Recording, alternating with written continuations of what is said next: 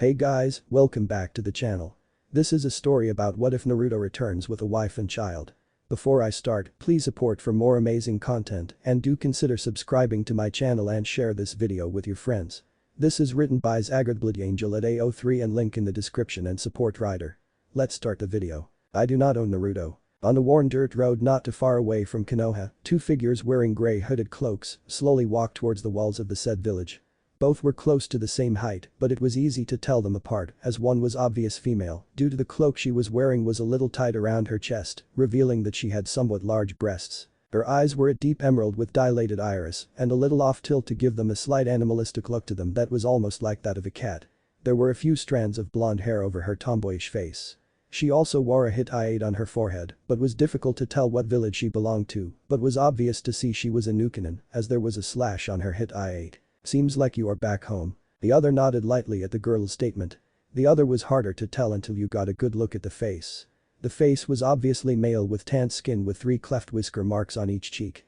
Another defining characteristic about him was his piercing electric ocean blue eyes that seemed to have lost some vibrancies in them. Just like the girl, he had a few strands of darker blonde hair covering his forehead, which also had a hit-8 on his forehead, but it was easier to identify as it was leaf meaning he was from Konoha.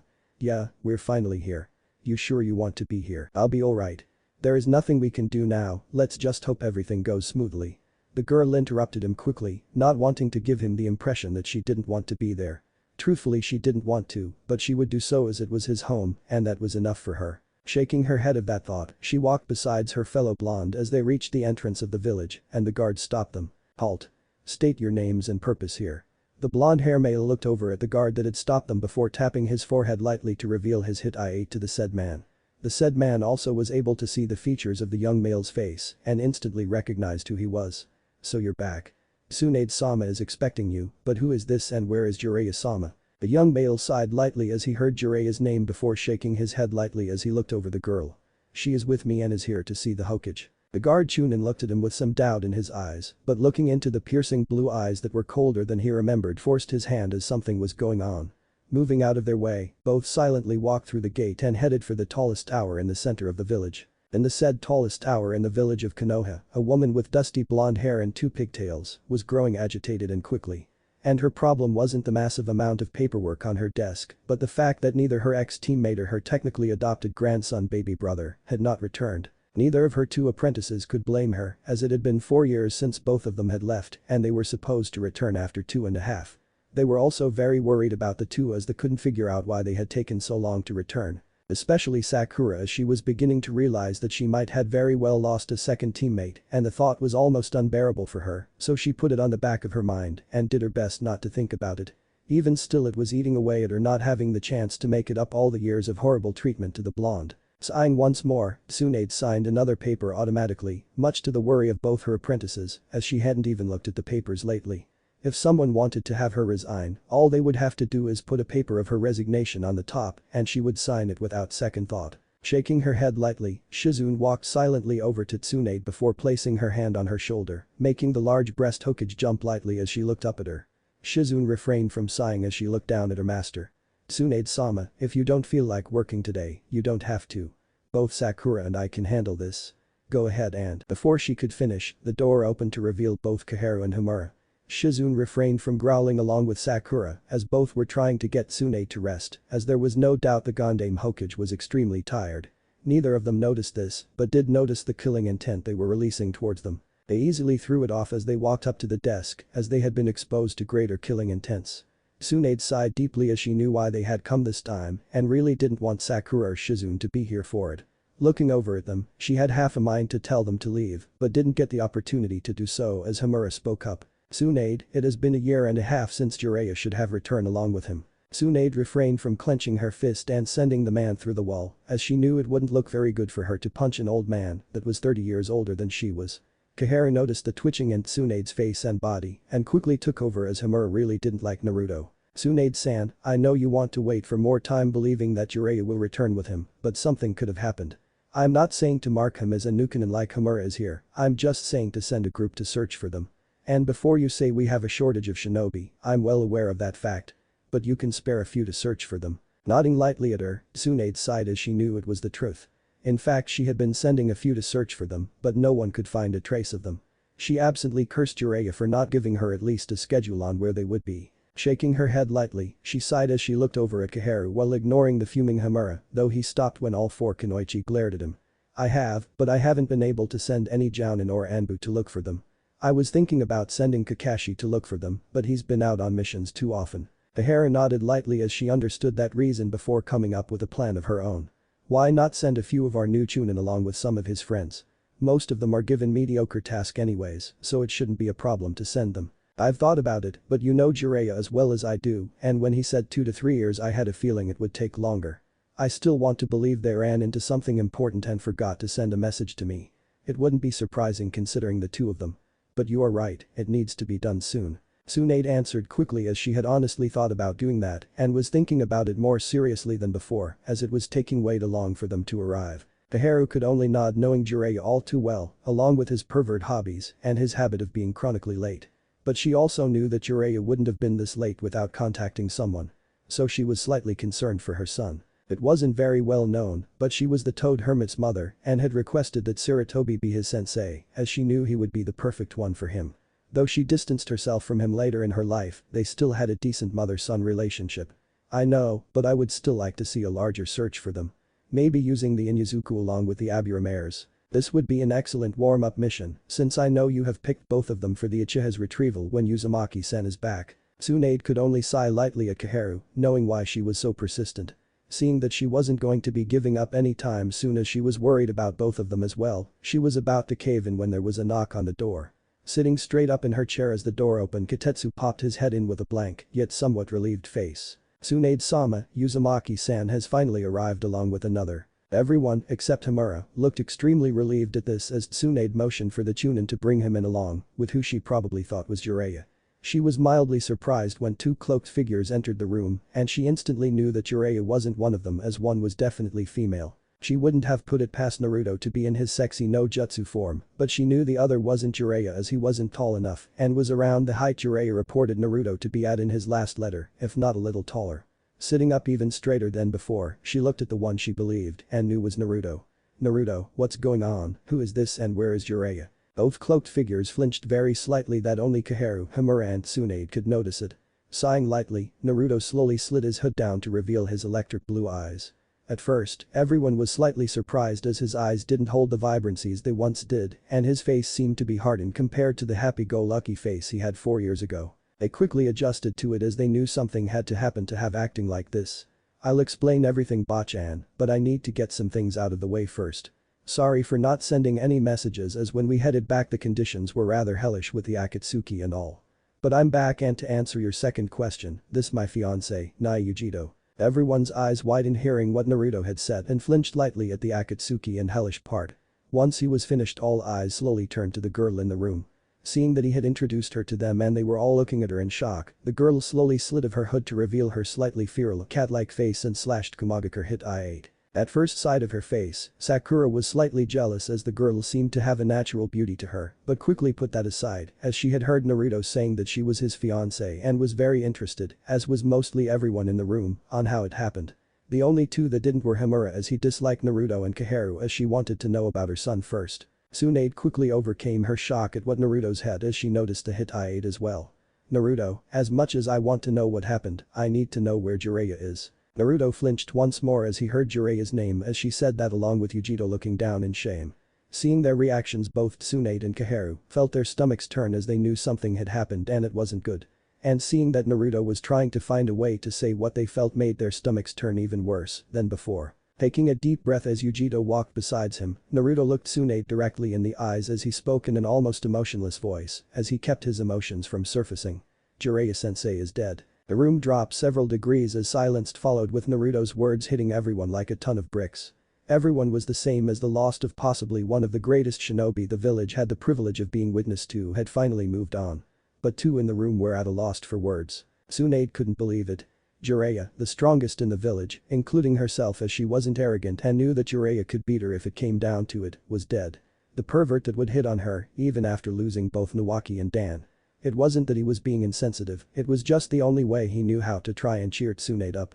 The same man that had single-handedly kept them in the Iwakuna War when the Yondaime was trying to invent the jutsu that would bring the war to an end and be feared by every nation to this day. He had finally met his match and was unable to do what he did best, to find a way to succeed against overwhelming and almost impossible odds. Which was a trait he oddly searched for in his apprentices, seeing that he only took two, which happened to be the Yondaime and Naruto. Just like Tsunade, Kaharu was in complete shock to learn that her son was no longer among the living.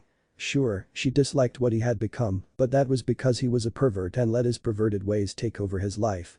But looking past the perverseness, she felt great pride for him as he was a great shinobi and never once gave up in what he believed. To hear that he was dead and that he had died before she did was heartbreaking, but it was the way the life of a shinobi worked. All she could do was ask to hear how he died.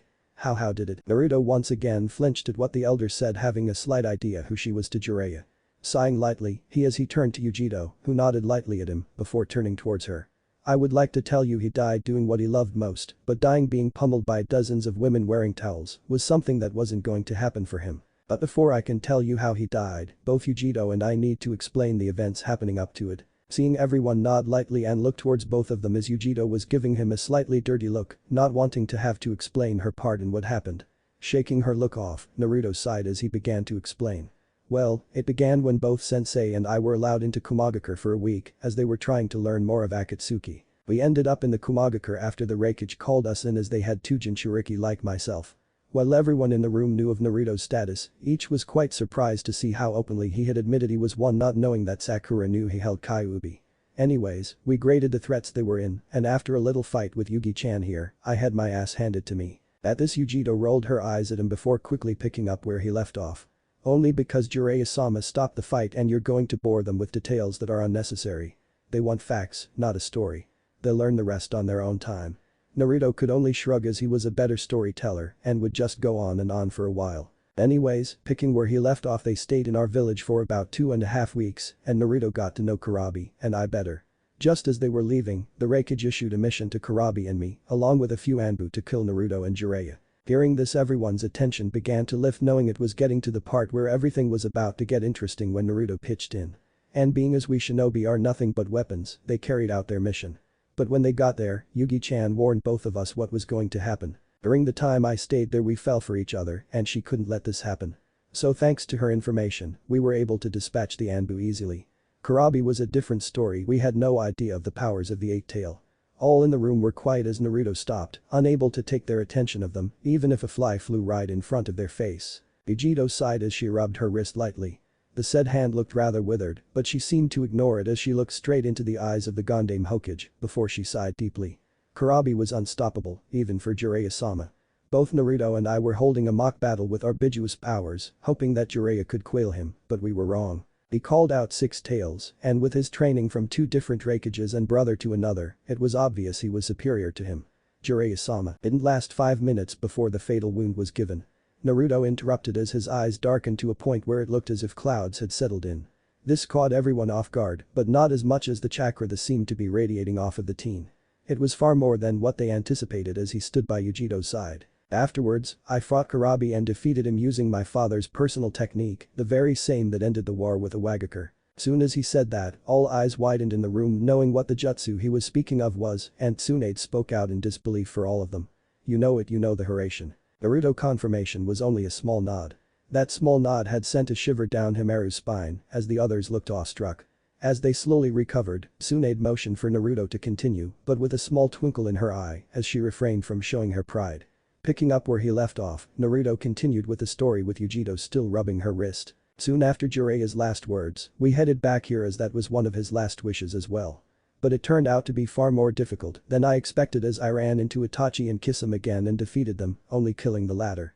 Itachi instead came with us, wanting to carry out the final part of his mission. He could see the widening of both Himaru's and Kaharu's eyes, but said nothing as Tsunade looked in confusion, but it caught the eyes of both the elders. He took us into hiding as we evaded the Akatsuki coming after us with everyone they had to spare. Apparently they were afraid that I knew the Hiraishin and wanted to take me down right then and there. Itachi, knowing this, had the only other person in the Akatsuki he could trust to help us, a blue-haired woman known as Konan. The 4 of us realized that there was little chance of succeeding in any attempt, so we did it in my classic style head-on. Strangely enough it worked as they weren't expecting it. With Conan and Itachi opening the sealed passageway of the base for us, we stormed their secret base and attacked. I was able to wipe out the money grub Kakuzu and the puppet master Sasori as Itachi completely incinerated the immortal Haiden with his Amaterasu. Yugito was able to catch Deidara by surprise as Conan backstabbed her husband, Pain, and killed him quietly without us having to worry about him. Zetsu wasn't much of a problem as he fled the scene, but the final one was. Tobi, better known as Uchiha Madara, one of the founding fathers of Konoha, only he believes Konoha to have betrayed him, and in a sense it did from the story he told us. In the battle, Itachi and Conan both fell to him as we were unable to find a way to even scratch the Uchiha. All hope seemed lost as not even the Hiraishin was fast enough to harm him. Naruto continued as he gripped his fist tightly. Continuing to rub her wrist as if it was bothering her, Yugito looked up and continued surprising the others as Naruto had pretty much taken over. It wasn't until he had started the extraction on me as he continued battling Naruto when we found a way to take him down. The shackle he put my hand had kept me still for the extraction, but he didn't pin me down or knock me out thanks to Naruto. I found out that I couldn't break it no matter what I did, so I cut off my hand. Everyone other than Naruto and Yugito looked queasy at the thought. Sakura was actually the only one that had puked luckily enough into the garbage. The others knew her reasoning behind it. For survival, a lost limb meant nothing if you lived. Sighing as she continued rubbing her wrist, she looked over at Naruto who nodded in return and continued on for her. With her lost limb, she grabbed the key for it and opened the shackle as I pushed him in that direction. Latching it onto him, he was unable to use his fading technique anymore and I was able to kill him once and for all. After the battle and before returning here, we both used Nibi's and Kyuubi's chakra to reattach Yugi-chan's hand, but even still it doesn't work the way it is supposed to. Without even thinking, Tsunade was out of her chair and besides a rather frightened Yugito as she looked over the hand. She cast a diagnostic jutsu and was slightly surprised at what she saw before shaking her head lightly. I see, I will have to research and see if there is a way to completely heal it. The only reason it is still alive is that blood is still flowing through it through some pretty bad veins. Sighing to herself as she turned to Naruto, Naruto was in a state of shock as she wrapped him into a hug, his head dug into her cleavage before she started shaking him violently. And goddamn you knucklehead. You should have sent a message to me. We would have sent help. And don't even use the excuse you were in hiding. The damn Uchiha could have found a way to get it to us. Seeing that Naruto was turning into mush in her hands, she stopped shaking him as he slowly stumbled around in the room before walking into the wall and falling flat on his face. Tsunade snickered lightly as Naruto shook his head as he slowly stood up before walking to Koharu and pulling out a scroll and handing it to her. Sensei said to give that to you, ma'am. He said you would want to read what is in there. Koharu could only smile lightly at the boy as a tear threatened to fall from her eye. Holding it back as she wiped it away, she slowly took the scroll from him as she nodded shakily. While she was happy that the boy was taking everything so well, she was fighting back her emotions. She knew it was hurting him as well, but his years of pain had taught him how to deal with it, but it was nothing could deal with losing your own son. Diligently opening the scroll, using her years of dealing with paperwork, she quickly read through it before dropping it in shock. Her eyes watered and tears were dripping from the corners before she instantly hugged the boy in front of her, much to the surprise of all in the room, as she whispered words that were not heard by anyone other than a certain blonde cat who looked strangely yet knowingly at the two. As everyone recovered as the two separated, Koharu wiped her tears away before a stern look crossed her face as she marched up to a sweating Hokage, having a slight idea of what this was about. Tsunade, why did you never tell me that you and my son had a child? Not only that, why did any of you fail to mention to me that he had my great-grandson and was allowed to go through all the shit he had to go through? Tsunade flinched at the volume of her voice and was quickly beginning on finding an escape. Why did she have to be the one stuck with this and not the damn pervert probably laughing at her in his grave? If he was going to die a second time when she made it to the afterlife. Actually she was going to kill him anyways, so that just gave her more reason to. We didn't want anyone to know who Minato belonged to. If anyone at the time had known that he was our child, the best assassins in the land would have been sent to kill him. We did the only thing we could do and put him in the orphanage with Sarutobi's help. Naruto was for much of the same reasons, except with Kyuubi, there was the risk of awakening Kyuubi too early and other villages seeking to capture him and use the fox's power against us. If he had been awakened before he was 12, her Bachan. Kyuubi is a she. Naruto interjected as a loud ringing sound sounded through his mind while he held his ears tightly. She is wanting me to tell you this because she is not a goddamn guy and is tired of everyone thinking she is. Damn right I am. The said fox interjected as well as she ran around in her cage, pissed at being called a guy again. In a cage not too far away, a two-tailed cat rolled his eyes while mumbling about a hot-headed wife. Everyone in the room twitched, but seeing that Naruto was holding his ears in pain as his eyes were becoming dazed, they decided not to do anything as the fox was currently throwing a temper tantrum. Shaking her head, Kaharu quickly turned back at Tsunade with narrowed eyes. I know what would have happened, Tsunade. I'm not as senile as Sarutobi was, and I know a small amount of the blame goes on him when it comes to Naruto. But I would have liked to have known about Minato. Hell, if I knew everything I did now back then, I wouldn't have interfered, seeing how well he grew up. The same with Naruto, but I would have liked to helped with everything. Not be kept in the dark. Tsunade winced at the tone of her voice. She had a point, but she, Jiraiya and Sarutobi had kept a promise not to tell anyone in fear of the information leaking and getting to people that would have spread it around. I know, but I am sorry. It was for the best. In Naruto's case, I'm still pissed at the lack of what sensei had done. If I was here, I would have guaranteed that Naruto would have been well looked after, but I was never here. After all, it does take a lot out of you losing a son and an entire family. Tsunade at the end looked Kaharu in the eyes. Surprisingly enough, Kaharu backed off as she knew exactly what Tsunade was hinting at. Naruto on the other hand had narrowed his eyes hearing this and didn't waste a second as he walked straight to Tsunade with his eyes blazing and spoke in an angry yet powerful voice. What do you mean lost an entire family? I'm still here, you old hag. Out of all the people my father and the Sandaime would tell, you would be on the top of the list that I was your grandson. Both Sakura and Shizune gasped in surprise at what Naruto had said and the volume of his voice, while Homura narrowed his eyes and quickly left the room to inform the council what he had learned. They would need to hear this. This didn't go unnoticed by Kaharu, but she stayed behind wanting to hear the rest of what happened. To their surprise, Tsunade looked Naruto in the eyes, having to look up a little as he was a few inches taller, and spoke in a quiet yet equally powerful voice. I never knew, Naruto. I was left in the dark about your existence. If I had known in the slightest that you were indeed my grandson, do you honestly think you would have grown up in Konoha seeing what your life was like? Naruto shrunk back at her words at the end, realizing his mistake. He would have thought that one or the other would have told her, but apparently neither did, which was the reason why Tsunade was lashing out on him. Answering her question, he shook his head, allowing Tsunade to continue. You're right, I wouldn't have. I would have taken you with me and probably never returned to this village, as it was you that brought me back. I was told the night when you found us, when I was told that you existed. Jiraiya was out cold for the rest of the night and the next day, and that was why he wasn't helping you those 2 nights. Now, do I make myself clear? He could only nod as the killing intent she was radiating was far stronger than he had anticipated. But in an instant, it all went away as he was wrapped up into a tight hug by the Gondame, who had a tear rolling from her eye as old memories resurfaced. Knowing that the rest of the day was pretty much screwed seeing that Homura was gone, she let him go before turning to Shizune. Shizune, I need you to look up the records that medics attempted to reattach a severed limb. Sakura, retrieve Asuma's, Kurenai's and Guy's team and tell them to meet in this office at 5 sharp. Also, tell Kakashi to come as well and not to be late, otherwise there will be a swift and brutal punishment. Naruto, you and your fiancé are to come with us to the council chambers. With a quick yes, both Sakura and Shizune left the room. Yugito on the other hand shrunk back at this, as council meetings were never good things when she was back home and only led to her misery. Sensing this, Kaharu was actually the first to her side to reassure her and Naruto, seeing that he didn't like the council as well as he was Sarutobi's ward. Don't worry, child. Nothing bad will happen. Yugito still wasn't convinced, but with Naruto wrapping his hand around her waist, she felt a little more comfortable and nodded as Tsunade led the way. Leaning against him and laying her head on his shoulder, she whispered lightly into his ear so no one else could hear her. Naruto, I don't like this. Other villages don't accept Nukenans very often unless they have something of worth to them. And I know the Hyuga have at least 1 seat here, and I know the Cloud is very sore about the incident back then, and the feeling is probably mutual. And, you worry too much, love. Naruto interrupted her, which in turn gained her full attention as she looked up at him. Shaking his head as he held her closer to him, he smiled as he kissed her on the nose before whispering back to her in a caring tone. 1. Konoha has the highest acceptance rating of other villages, as we are a little more lenient on those that come here. 2. Well, they don't have much to gain, they do stand to lose a lot. Mainly me and what I know. 3. Sure, the Hyuga have a seat, but they only hold 1.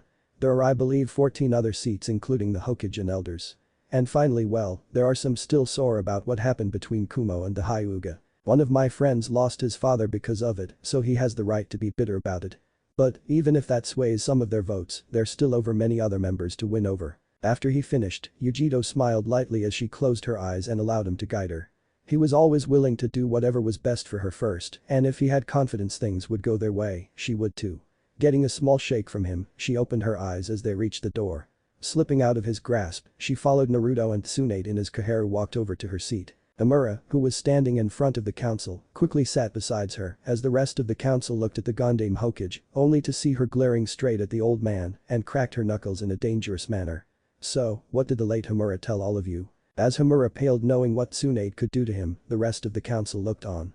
The first to speak was an older version of Shikamaru, except with a scar over his right eye and a tanner skin who seemed to be grinning as he noticed the look the Hokage was giving the old man. He hadn't gotten too far, Tsunade-sama. I almost stopped listening to him after he kept disrespecting the Yondame's will and the Sandame's law by saying Naruto was back. I believe he was trying to paint it in a bad picture like a lot of the villagers do, but you came just in time. Tsunade smirked as she looked over at Shikaku and nodded at him. Secretly she was planning on giving the man a raise as he had just earned it in her mind. Thank you Shikaku, seeing that he didn't get too far into the details, I will explain what has happened. As you all can see, Naruto has indeed returned but without Jiraiya. The reason being that he is dead. The silence in the room was deafening to all those that heard it as tear escaped Kaharu's left eye. Looking at each and every member of the council, Tsunade was counting on who all would agree when it came time to vote and liked her odds, so she continued. Jiraiya died in the Cloud Country after the Reconnecting sent a group to kill him and Naruto. Now the two of them being there the weeks beforehand, they were warned of the attack by the girl standing besides Naruto. But even then, one of the assassins was far too powerful for Jiraiya to handle, and he met his end at his hands. In retaliation, Naruto used a jutsu that only one person before has ever used to slay Jiraiya's killer. The Hiraishin. Hearing everyone besides those who knew gasp and paled, Tsunade smirked as she looked over at the young boy before turning her vision back upon the council. Another council member made his presence known as he looked over at Naruto before speaking in a nonchalant tone. Tsunade, it is customary for the shinobi returning to tell us, not when it has already been explained to me personally and when the events have drastically changed one's outlook of life, Ryo. Tsunade answered with her eyes glaring daggers at the man before looking at the rest of the council, daring any of them to challenge her. Seeing that none were going to do so, she continued. As I was saying, following Jiraiya's last words, Naruto was returning to the village with the informant of the attack, Miss Nai here, when the Akatsuki ambushed them, one being Uchiha Itachi. This time around, Naruto defeated them, killing the other member, while sparing the rogue Uchiha as he had one last mission, given to him by our own elders it appears. Once again both Kaharu's and Homura's eyes widened, but this time along with the one-armed man known as Danzo. Tsunade narrowed her eyes at this, knowing all three to be the ones that called the shot, as Sarutobi would never do something so drastic, but had a slight suspicion as to why. I will want to talk to you three about that later. To continue, Itachi took both into hiding before contacting the only other person he could trust. A woman from within the Akatsuki, and if I heard the name correctly, a former orphan student of Jiraiya's. Having no choice as their options were limited, we attacked the Akatsuki's headquarters head-on after both Itachi and Konan snuck us in. Naruto interrupted Tsunade, which earned him a stern glare from the Hokage, but he seemingly ignored as he continued on. The fight against the majority of the members was quick as it was almost an ambush, and with our combined strengths, they fell quickly. After both Yugito and I took out what we believed to be all the Akatsuki, the true leader showed up. A man that grew up and battled with the Shodaime Hokage on many occasions and won half of their bouts, except for the most important one of all. The battle at the Valley of the End. Uchiha Madara was alive until that day and was the reason Kyuubi attacked us 15 years ago. All in the council members were chilled to the bone to hear this. Even the ones that truly believed Naruto Kyuubi and thought that he was making this up. But even then, it was brought to their attention not but this last year of what the Sharingan could truly do and knew the story had some credit to it. But to think that Madara survived all this time was bordering ludicrous, and the only person on the council that truly looked like most of this didn't affect him spoke with his pupil-less lavender eyes looking straight at Naruto. Boy, do you know how ridiculous that is?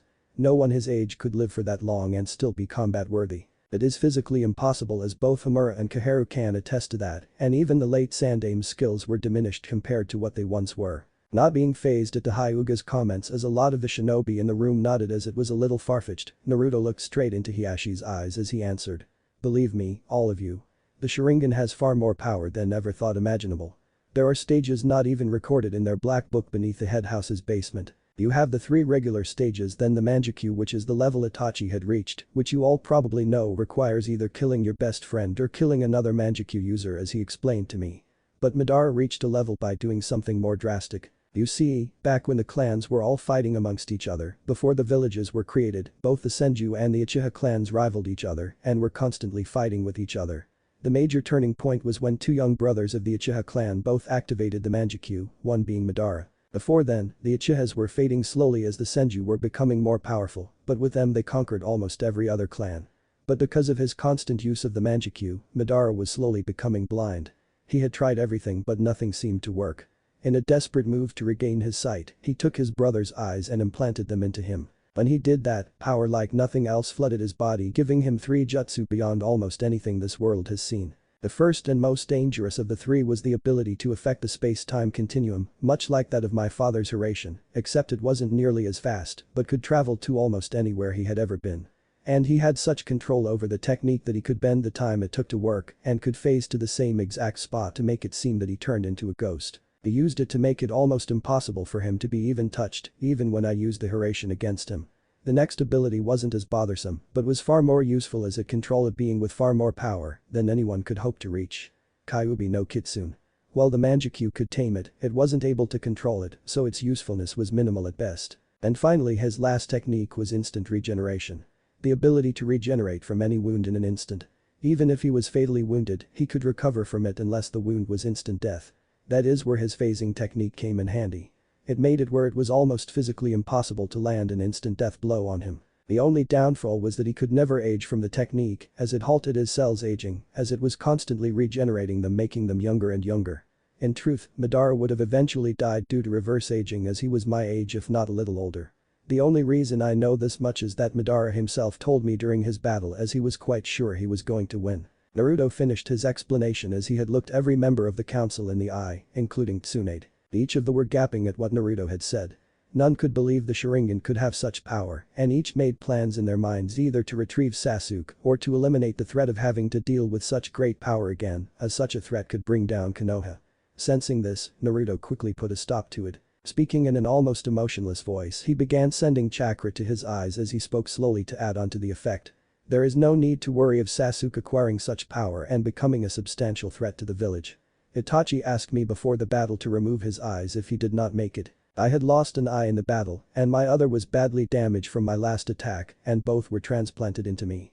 In an instant that horrified almost every person in the room as his dark blue eyes turned red and 3 spinning tamo swirled around the pupil before fading back into their original color. As everyone was too shocked to say anything as Naruto had Itachi's Sharingan, Yugito stepped forward next to Naruto. While she seemed to be uneasy and anxious, she continued for him as he inched closer to her. What Naruto didn't mention was that in the battle against Madara, both Itachi and Konan had fallen to Madara in 3 attacks and had trapped me to extract my demon with a chakra diffusioning cuff.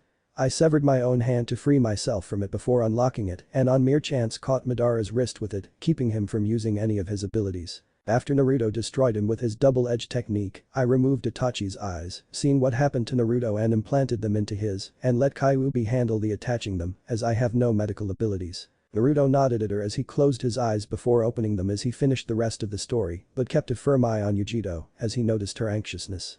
As soon as the fox had finished with the healing, we burned all the bodies including the heads, as we wanted nothing to do with it or their bounties. We attempted to reattach her hand and temporarily succeed, but knew that a true medic would have to take a look at it. Knowing that Tsunade was here and that I was late, we headed here hoping for at the minimum of her restoring her wrist. But head this here and now, whatever your decision of her status is, I will not let you harm my fiancé, even if it means I have to kill every single person here. And if she is not to stay here, I will leave with her, taking all the knowledge I know along with the Hiraishin. At the end his eyes had reactivated and had morphed into the Manjikyu as he looked at every single person in the room in the eyes besides the girl he was defending. While a good few were impressed that Naruto would go so far to protect the girl, even though they were still trying to absorb everything the two had just said along with the Hokage, the rest narrowed their eyes at the blonde. The first to speak for them was the creator of Roots as he looked at Naruto with his one visible eye. Is that a threat, boy? You better believe it is.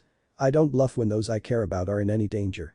Naruto answered in a low whisper but was still heard by everyone as if he had been speaking regularly. And the tone of his voice promised swift and quick reaction as the tri-bladed pupils began to swirl. Danzo narrowed his eyes as he motioned for a few of the Anbu corners to be on guard when all 3 walked up and stood besides the Hokage. The one in a fish-like mask whispered into Tsunade's ear and her face turned deadly serious as her vision locked on Danzo. Thank you, Dolphin.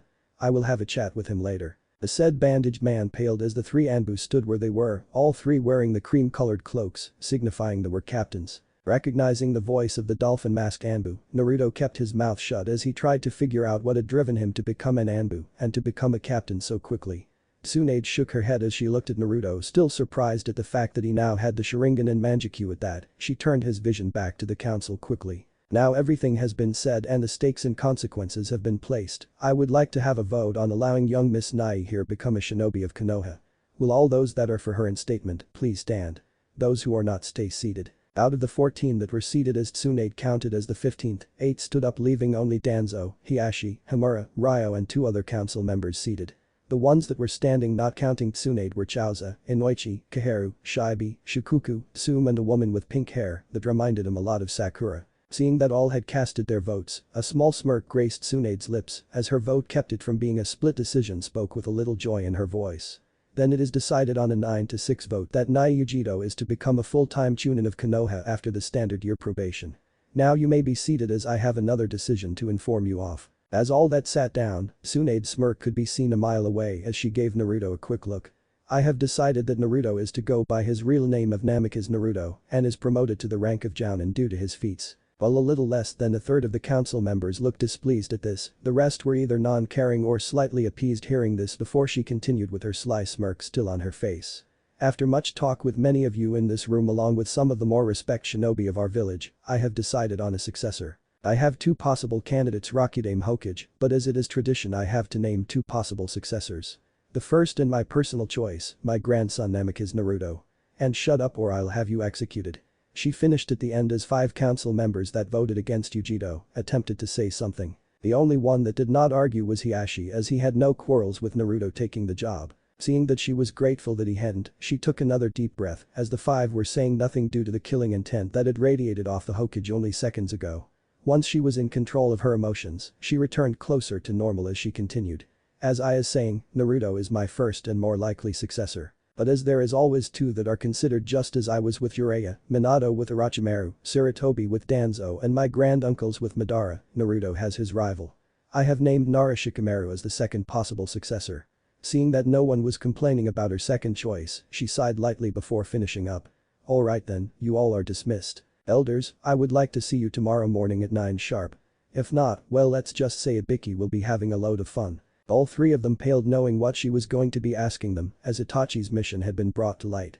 They all disappeared quickly except for the dolphin-masked Anbu that Naruto turned to with a smile on his face but keeping a good look on the younger blonde female as her mood seemed to slowly changing. This was bothering him and he knew something was going to happen but he didn't want the others to overreact so he continued to act normally. Hey, Iruka-sensei. When did you get into Anbu and how did you become a captain so quickly? The said dolphin-masked Anbu shook his head at Naruto as he smiled underneath his mask. Sorry Naruto, I'll have to explain it to you later when I'm not on duty. I have. Iruka, you have the rest of the day off. Tsunade spoke as she looked at Iruka and Naruto with a devious smile. Iruka's face faltered as he could tell she did that on purpose but she shook her head as she continued. But he will have to tell you later Naruto. All of us are heading back to my office as it is almost 5 and you 2 are going to have to be a part of this meeting. I'm very sure it involves you 2 and your plans. Both Naruto's and Yugito's blood stopped hearing this and they began to contemplate on fleeing the village with Hiration as they had not planned on anything beyond being together. But neither got the underlying meaning of her words which in turn got Tsunade's attention as it was if they did not know. She narrowed her eyes as she planned to ask them about that after the meeting instead of bringing it up during as she was going to announce a baby shower. Quickly shaking her head, she placed her hands on their shoulders and in 2 swirls of leaves, the 4 were at the office with the room packed with everyone Sakura went to retrieve. Everyone's eyes widened seeing Naruto back along with the ex-Kumo shinobi, but said nothing as Tsunade had put on a serious face once more as she pulled out a Jounin vest and a Chunin vest with a Konoha hit I-8 and handed them to Naruto and Yugito respectively. Once again everyone was thrown for a loop before Tsunade turned to all of them with the same serious look on her face. Do all of you know the status of Jiraiya? Seeing everyone nod solemnly at her words, she closed her eyes before continuing. We will hold a memorial for him tomorrow at noon for all of you that wish to attend. Now for lighter news and the reason I called all of you here. As you can see Naruto has returned and with a newly instated shinobi, Nai Yugito. Hinata, Niji. I know you might have some resentment for her seeing that she is an ex-Kumo shinobi, but I expect you to put your differences aside as she is one of us now. Hinata nodded quickly as she had no resentment against her as it happened long ago, but Niji reluctantly did so as he did lose his father to the said events. And as such, I expect all of you to treat her fairly and like one of us, especially seeing that her maiden name will shortly changing to Namikaze. Seeing everyone nod as if they were in her place they would want the same treatment, Tsunade smirked wickedly as she turned to both sweating teenagers, wanting to find an escape knowing what she was going to ask, but sighed as she had other business to handle first. This now brings me to our next order of business. During the council meeting, I named 2 possible heirs to become the next Hokage. While normally it is kept low-key, the friends end up learning the truth, so it would be better to get it out now. I named both Nara Shikamaru and Naruto. The look of surprise was evident on everyone's face, none more so than Shikamaru, as he honestly did not want the job, as in his opinion, it would just be too troublesome. Before he could even say as much, Tsunade cut him short as she glared at him intensely. Shikamaru, I have not chose you to let you allow Naruto to achieve his goal easily. As much as I hate to say it, only the two of you are the only qualified shinobi to become the Hokage. Shikamaru, excel in many areas that are needed to become the Hokage, but you lack the desire and the raw power to do such. Naruto, well, I'm not sure on your full abilities as of now, you have just as much growth as he does to become Hokage. Both of you would make great Hokages. Shikamaru would be like that of my grand-uncles, while Naruto would be another Sandaime and Yondaime. And as such, you two will begin your training for this immediately. Neither Naruto nor Shikamaru was arguing as she finished. Both knew what she said to be true and weren't going to dispute it, though Shikamaru still thought it was troublesome. Tsunade shook her head at the two, seeing them both. She smirked once more as her eyes landed on Yugito.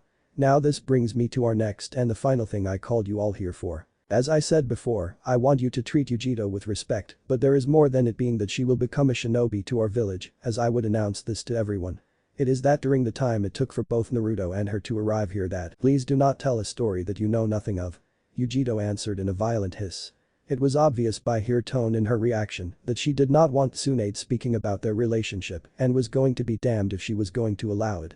Her chakra began pulsing in violent patterns as Naruto quickly stood in front of her in an attempt to calm her down. But before he could and anyone could react, she continued in her anger. My relationship with my betrothed is our business and our business alone. Do not make any plans for us that we aren't ready for, especially after the hell we had to go through to get here. Naruto and I will be together but on our terms, no one else's. A thud was heard as Hinata hit the ground in shock hearing what was said, while Naruto looked glum as he heard the thud.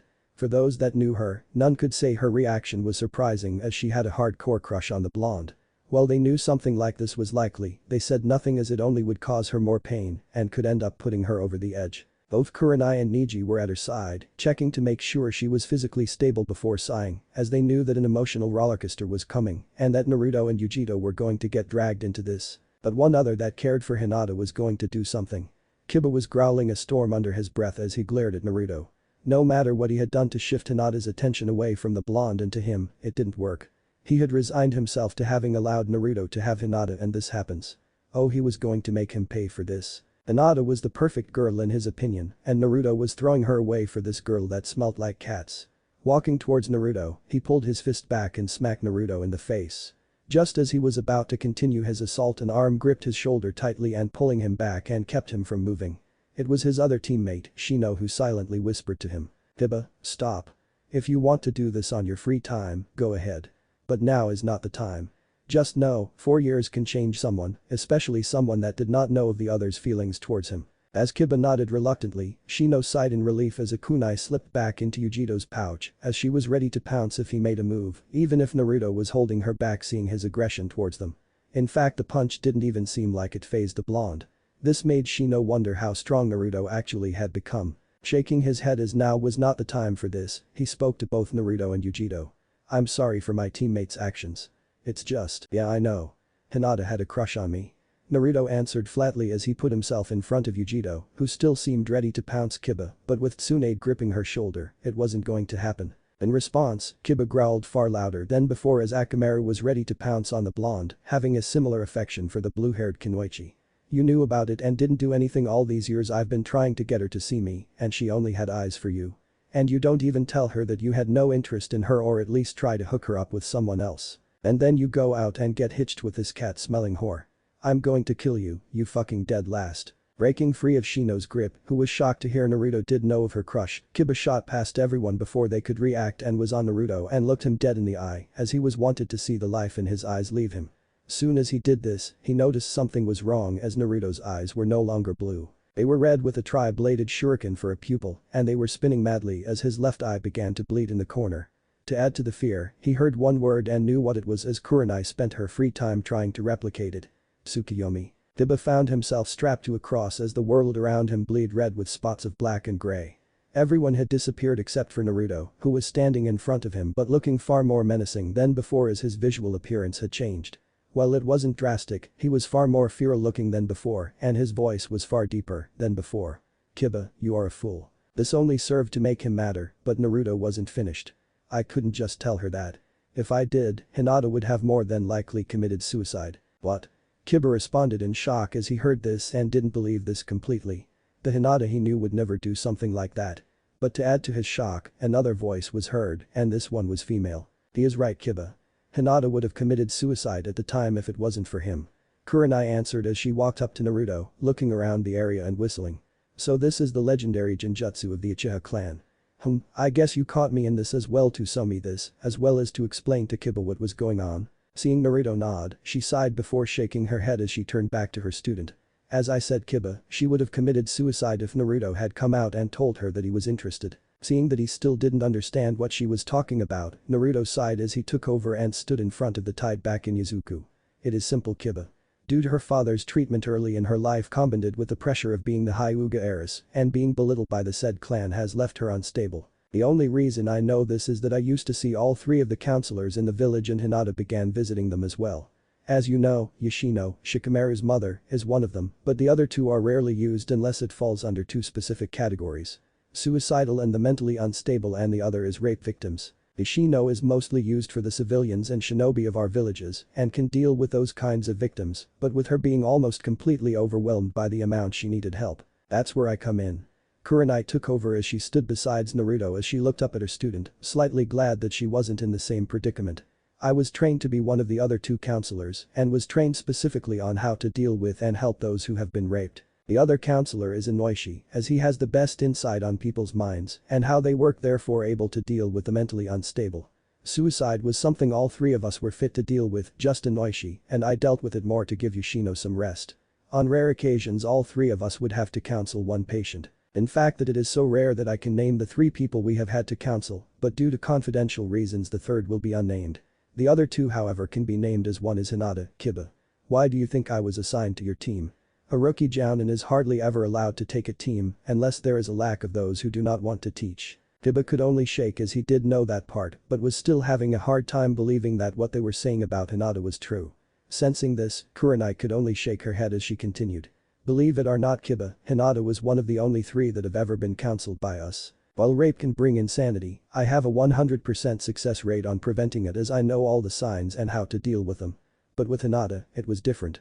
She was raped so young that she could not even digest what was happening to her, and with all the problems with her home life, it only festered and ate away at her. While she is not insane, she has shown very many times that she is suicidal and on multiple accounts had been caught in the act. The Ashi was at a lose at what to do. While he wanted his daughter to be mentally fit, he also wanted her to be the perfect clan heiress. So he sent her to us as much as he could to help her as he worked on turning her into the clan heiress. In truth, that did more harm than good, but nonetheless we allowed it to happen. During our times with her, she began to see her suicidal tendencies began to lessen as she took interest into someone else that constantly being seen by the three of us.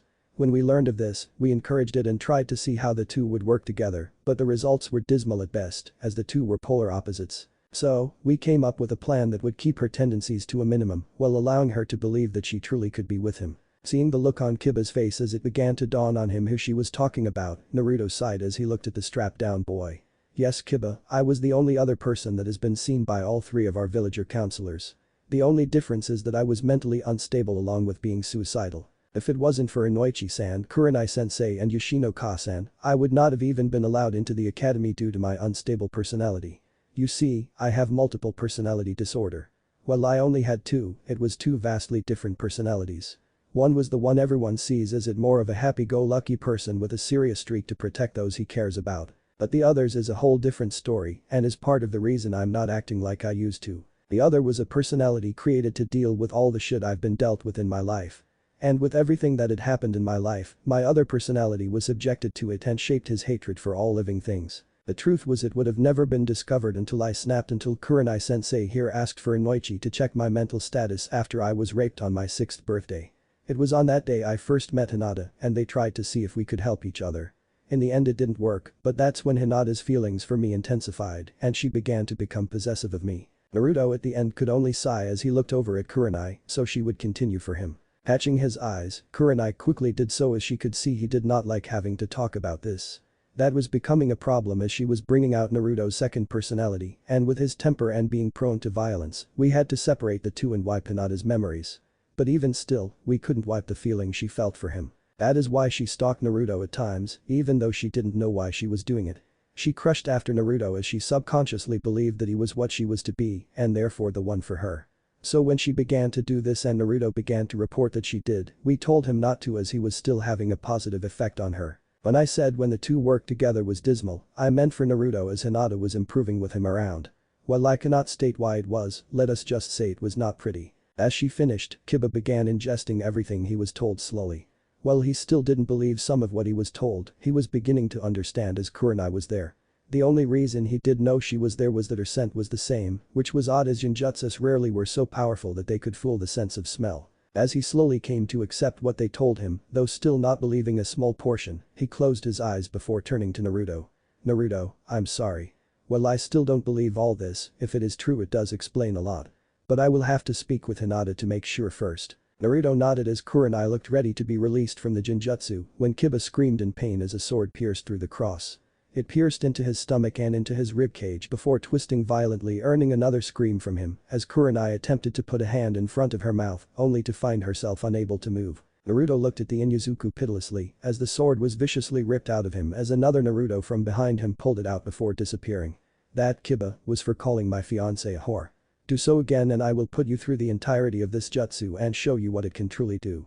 And with that the Jinjutsu was released. Kiba hit the floor on all fours as he choked violently and attempted to gasp for air before vomit gushed from his mouth.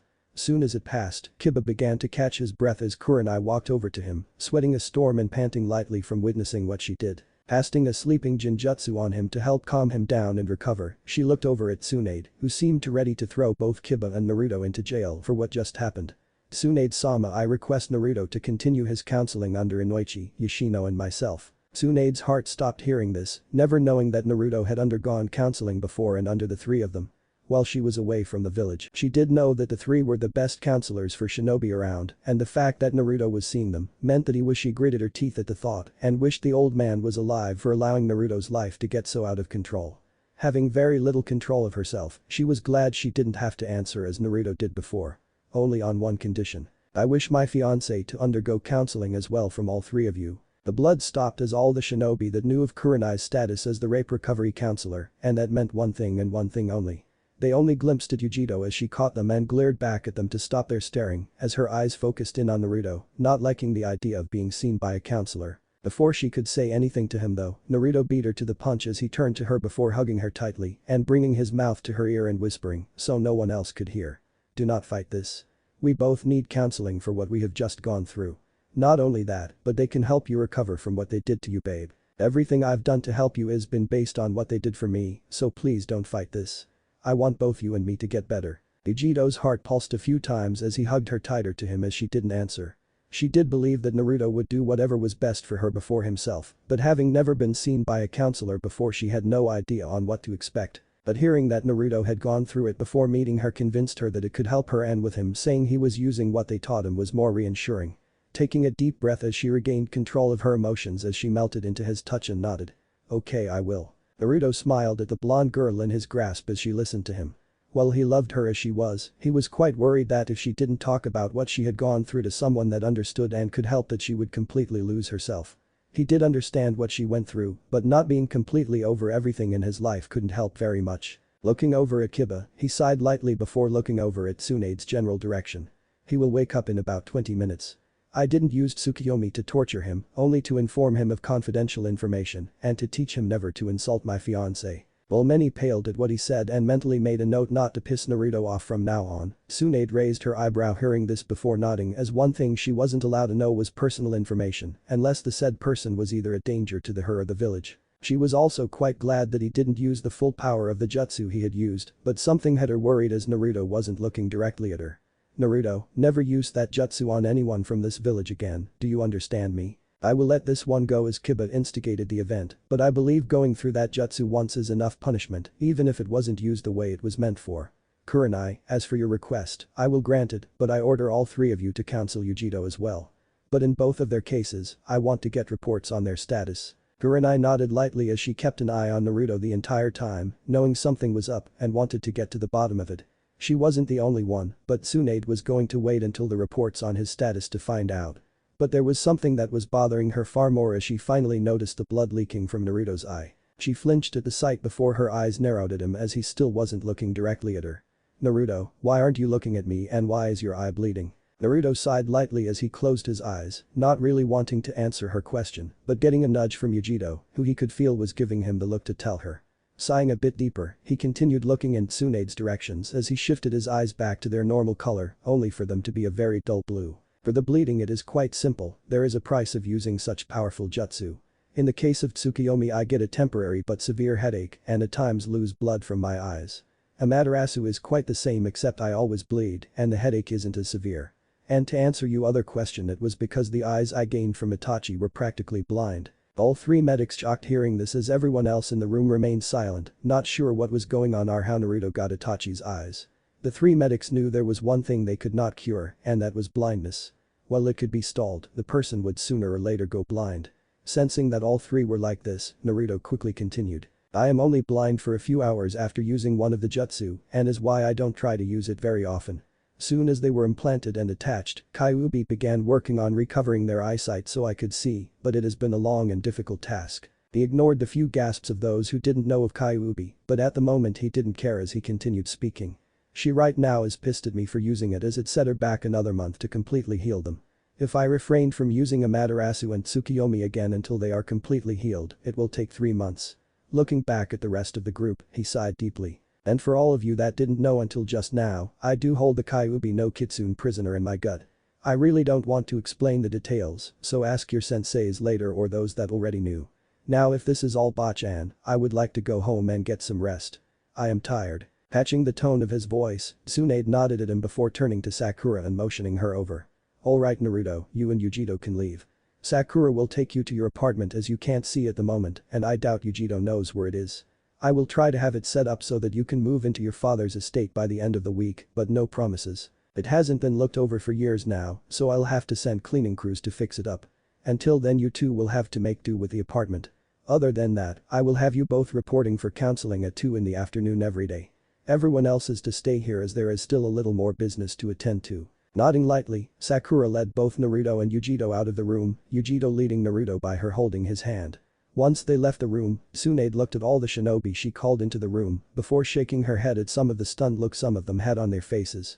Getting annoyed by it, she decided to start answering unasked questions. Yes, as some of you didn't know, Naruto does indeed hold Kyuubi. But that shouldn't affect your view of him as you've known him all this time. If you want to know more, ask your senseis as Naruto doesn't want to explain, and neither do I. And with him being open about carrying the fox, I will slowly lift the ban about talking about the fox, but only those in this room will be allowed to do so. And for those of you that didn't figure it out, Naruto is the son of the Yondaime Hokage, who is both the damned deceased pervert and my son. As for his mother, he will have to tell you about that one, as I really didn't even know who he was married to. And on a final note, I would some assistance when the two finally decide to get hitched. I can cover the fiancés, but I want each of you to chip in and help with the preparations. All of you are his friends and should have no problem in doing this as I've already done my part.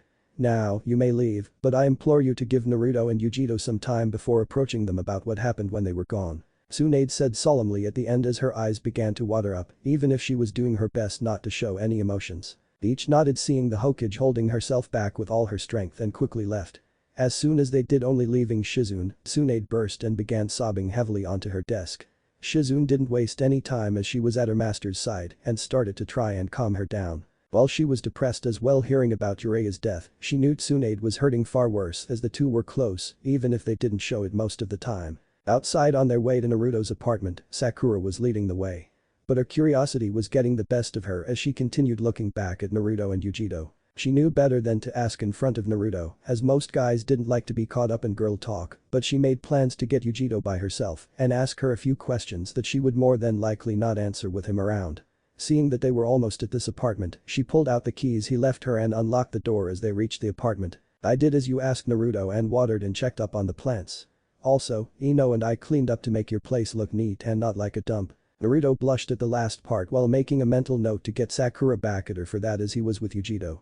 Yugito on the other hand shrugged as if she expected it as they walked in and was quite surprised to see the floor sparkling and furniture completely clean. She made a mental note to ask for Sakura and this Yino to be the ones sent to clean out the Yondaime's place as she could get used to having such a clean room.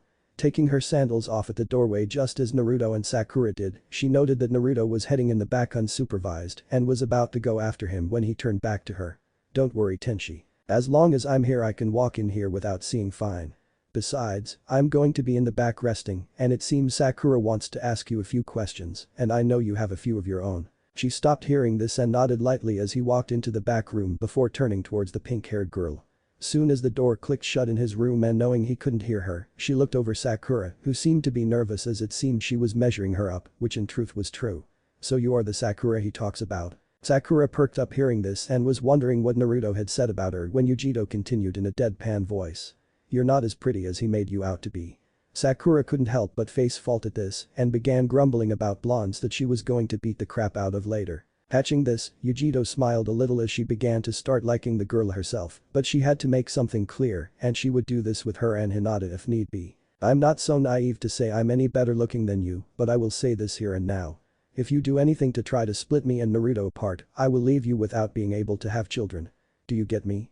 I know that Naruto crushed over you a few years back and I respect if you want to be a part of his life as a friend, but he is my future husband and I'm not letting him get away." At the end she growled out in an intimidating fashion as she repressed her killing intent. The pink-haired shinobi was shocked at the sheer ferocity in her voice and could understand why she was acting the way she was.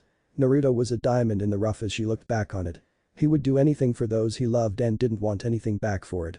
He cared for more than a lot of people could and tried to help those around him no matter what. Nodding lightly as she knew now that her blonde-haired teammate was taken, she spoke in a soft voice. "I wouldn't dream of it. Well, I do care for Naruto, he is my teammate and friend and I want him to be happy just as he would want me to be happy." Soon as she said that, Yugito looked somewhat pleased before she took a deep breath to calm herself down. Once she did, she looked Sakura with a mild expression showing not much other than a little content. "That's all I wanted to hear. Now what do you want to ask me? I am tired as well and need to rest like my fiancé." Hatching Yugito's drift, Sakura nodded as she didn't want to impose. "It can wait for another time. Both of you are tired and need to rest." Nodding lightly, Yugito smiled lightly as Sakura walked over to the door and put her sandals back on. "Well, it was nice meeting you, Yugito, and I'll talk to both of you later. Oh, and tell Naruto that I would like to talk to him later." Nodding again, she half-heartedly waved goodbye as Sakura exited the apartment and shook her head as she left. Taking another deep breath, she removed her cloak and threw it onto the couch to reveal her black and white wardrobe before slipping into the bathroom. Once she exited, she was wearing a black t-shirt that seemed to belong to Naruto and a pair of his old penguin boxers that fit her snugly. Shaking her head at his old choice of clothes, she walked into the bedroom to see Naruto seeming to look out of the window. "Were you staying up just waiting for me?" Naruto nodded lightly as he turned in her general area as he was still unable to see very much, but he could now see blurry objects. "Yes, I was. I guess I've grown accustomed to sleeping with you, that reverting back to the way it was before is a little difficult. Besides, you two didn't take that long as I knew she wouldn't ask them after you gave her your message." Yugito flinched at this part but Naruto shook his head and continued. "Well, I don't like you threatening my friends, I do know why. But please refrain from doing so to Hinata, she has another trouble to deal with and doesn't need that added to it. I will deal with her when the time comes." Yugito nodded lightly as he picked up the covers and motioned her over. Smiling lightly, she slid underneath them and melded into his left side and wrapped her arms around his chest as he wrapped his arm around her waist while the sheets fell on top of them. She smiled lightly as he kissed her gently on the nose before lowering his aim and kissing her deeply on the lips. She refrained from moaning into the kiss before breaking it off as she leaned her head up against his chin. "I'll do my best not to. But if she starts something, I will not hesitate to defend myself." Nodding as he expected that much, he looked down at the blonde-haired girl in his grasp. "That's all I can ask for. Now let's get some sleep. I don't know about you, but not sleeping last night together has left me exhausted." Hearing a yawn as her response, he could only shake his head while smiling as he closed his eyes while holding her tightly to him as he slowly let his exhaustion get the better of him. "I do not own Naruto." Looking around the camp, she sighed lightly as she checked over her equipment. She did not want to do this mission, especially after having gotten to know the blonde-haired Konoha shinobi for the previous 2 weeks. She wasn't sure why, but he just seemed to make her a little happier when he was around and he was quite kind, even though at times he was pretty blunt. But that didn't matter anymore. She was taken without even having a choice in the matter. The Raikage had signed her fate away to Karabi as soon as she accepted this mission. While he was okay at times, she knew that he was not the type of man she wanted to spend her life with. Taking a peek at where he was, she refrained from hissing lightly. She quickly slapped her hands in front of her mouth as she did this.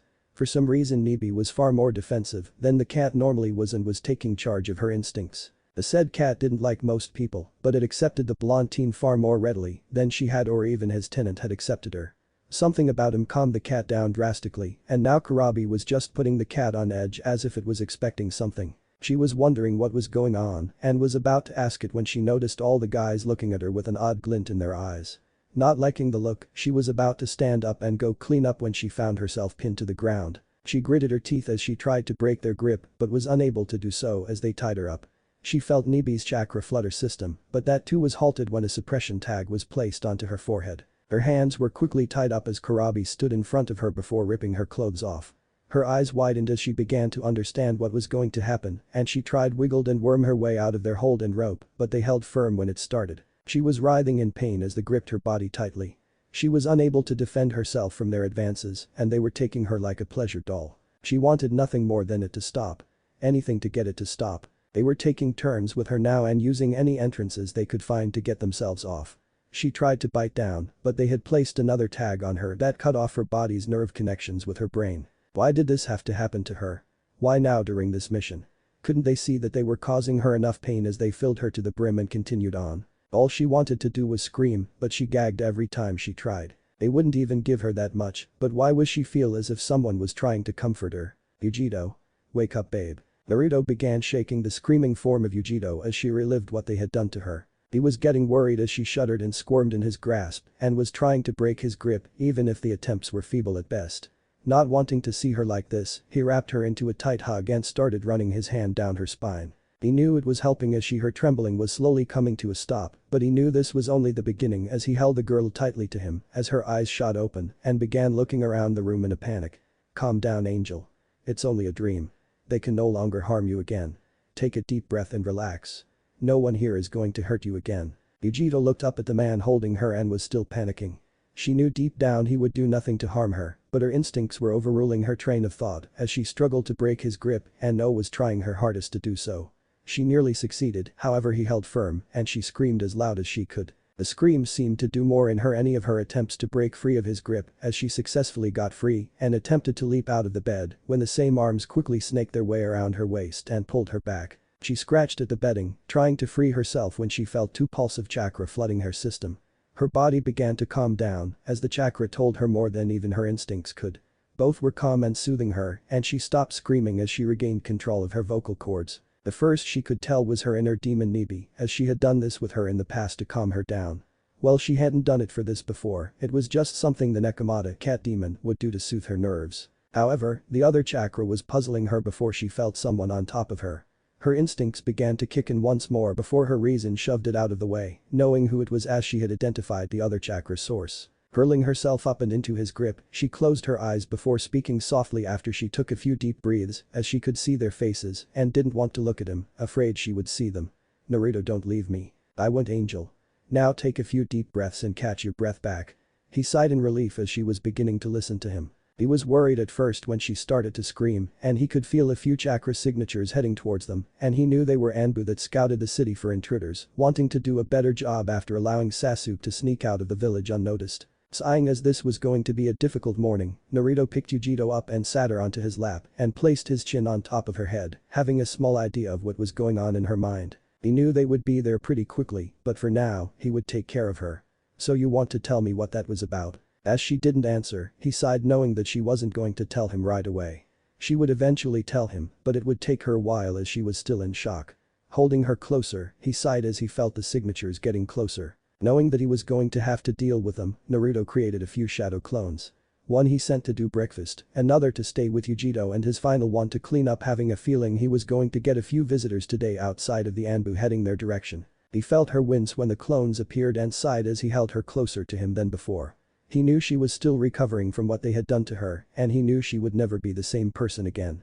Normally she didn't panic like this, but every now and then it was to be expected. Nonetheless, he would help her step by step and stay at her side as he promised her that when he gave her the ring on her finger.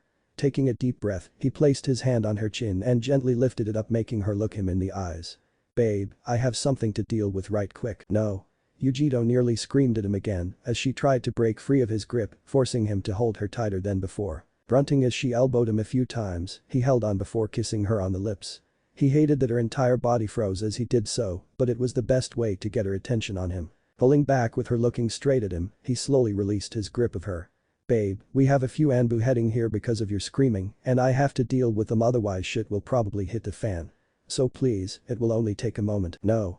She responded, cutting him off once more, but this time instead of trying to get away from him, she curled into him as if he was her last lifeline. Hearing her voice was softer and more subdued, he felt a little better as she was feeling better than when she woke up. As he held her close to him, he noticed that her skin was a little paler than unusual and her body temperature was slightly higher than before. He frowned, thinking that she was sick again before having remembered she had been like this in the morning the last week as they traveled to the village. This had him worried and he wanted Tsunade or Shizune to look her over as something was up. Feeling her squirm in his grip again, his senses caught an intruder into his house before he relaxed, knowing the presence very well. If it was him, he had no need to worry as he heard everything yesterday. "Naruto, is everything here alright?" Iruka's calm voice echoed from outside the door after a quick knock. Not getting an answer, the dolphin slowly opened the door to make sure they were decent before seeing the boy he considered his son holding desperately onto the blonde-haired girl he had only met the day before. He instantly knew what was wrong as he motioned for one of his subordinates and whispering to them. "Go to Yuhi's house and tell her there is an emergency at Yuzu apartment. The rest of you return to your patrol.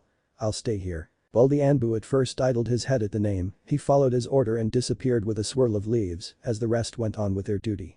As the Anbu disappeared, Iruka sighed as he took off his mask and slowly entered the room. "Is there anything I can do?" "You've already called Kurenai, so just stay out of the room." Naruto answered as he tightened his embrace on his fellow blonde as she saw Iruka and began to tremble lightly as her eyes widened from the fear of what might happen. Iruka noticed that her grip onto him had increased and he noticed a small amount of blood leaking underneath her fingers. He felt useless to Naruto once more, but he knew the boy was thankful for him calling Kurenai as he could see the tiredness in the blonde's eyes. He knew the young boy had been dealing with this for a while and he wanted to help him, but this was all he could do. He had to admit that Naruto had far more strength than he imagined as he knew that this was bring out bad memories for him as well. Flashback. It was a cold and bitter October night. Things could have been better for the newly appointed Chunin, but Iruka was still happier than he had been in years. He was finally a Chunin, and now he was ready to take part of the harder missions and be exposed to new dangers. While this would deter most people, the dolphin was looking forward to it as he wanted to become an Anbu ever since he talked to the Hokage at the Memorial Stone. He was minding his business, heading to the house his parents owned before they perished. He normally would have taken the main roads, but he felt like taking the back roads as he was still too hyped about being promoted and wanted to release some of his pent-up energy. He noticed a few people in front of him running off into the distance, but he paid no heed to them as he figured they were trying to get home. As he neared where he saw them, a sound caught his ears and he was instantly alert.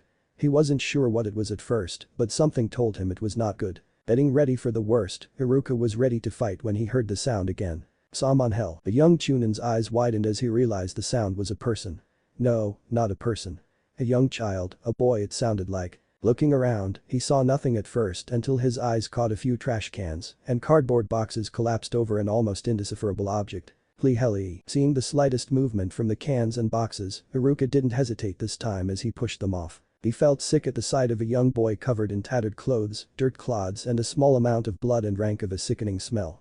The next thing he knew, he was looking into the clearest pair of blue eyes he had ever seen. Iruka felt sicker at the sight as he could see the pain in the boy's eyes and didn't wait for a second as he reached down and picked up the young boy. The boy flinched and attempted to break free of his grip, but he was too weak to do so. "No. Don't hurt me." Feeling the boy panic, he wasn't sure what to do so he acted on gut instinct. "Don't worry. I won't hurt you. I'm going to take you to the hospital, okay?" Once again, Iruka was looking into the boy's eyes before he saw the small head nod. "Okay, Mr. Ninja." Iruka smiled softly at the boy as he jumped on top of the building and jumped roof to roof towards the hospital. He was unsure why someone would hurt such a seemingly nice boy. Flashback end. Sighing at the memory, he knew if it wasn't for the boy, he would have probably became an Anbu earlier, but he had something much more now. He knew what it meant to be an older brother and a father, and that was a feeling he did not want to lose. He was taken aback when two sets of leaves swirled behind him as he saw Kurenai and his subordinate reappear, the former only wearing a loose yukata as she was probably sleeping only moments ago. In fact, he was sure she was as he saw the deer mask of his partner had a few cracks, indicating that she had slapped him, probably for barging in on her. Naruto's eyes quickly turned to Kurenai as she rushed into the room. If he could, he would have smiled, but he was just too tired to do so. Yugito also noticed the black-haired Kunoichi's entrance and clung tighter to him before. She didn't notice him flinch in her grasp as she kept her eyes firmly on the intruder, wanting nothing more than her to leave. Seeing the shape Naruto was in, Kurenai knew she had to defuse the situation they were in, as the girl was unintentionally harming Naruto in her panicked state. Looking over towards Naruto, she turned her attention back to girl. Yugito, you can let go of him.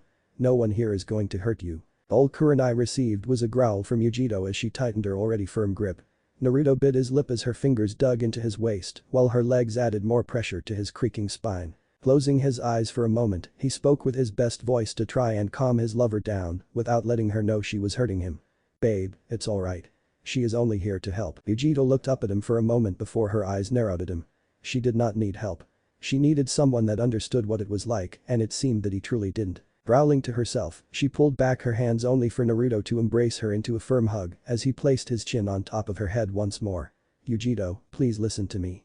She can help. She helped me, so I know she can help you. Kurenai said nothing as it seemed that Naruto had this in control and only watched until she was needed. Feeling the calmness of his voice and the warmth of his body, Yugito closed her eyes as she leaned into his embrace, her head onto his chest so she could listen to his heartbeat. After a few moments, he released his grip on her and she looked up at him softly before nodding as she reached her hand out to his face. Thank you. She stopped dead in her sentence as she noticed the blood on her fingers. Fearing the worst, Kurenai quickly and roughly separated Yugito from Naruto, knowing that she was going to start panicking again.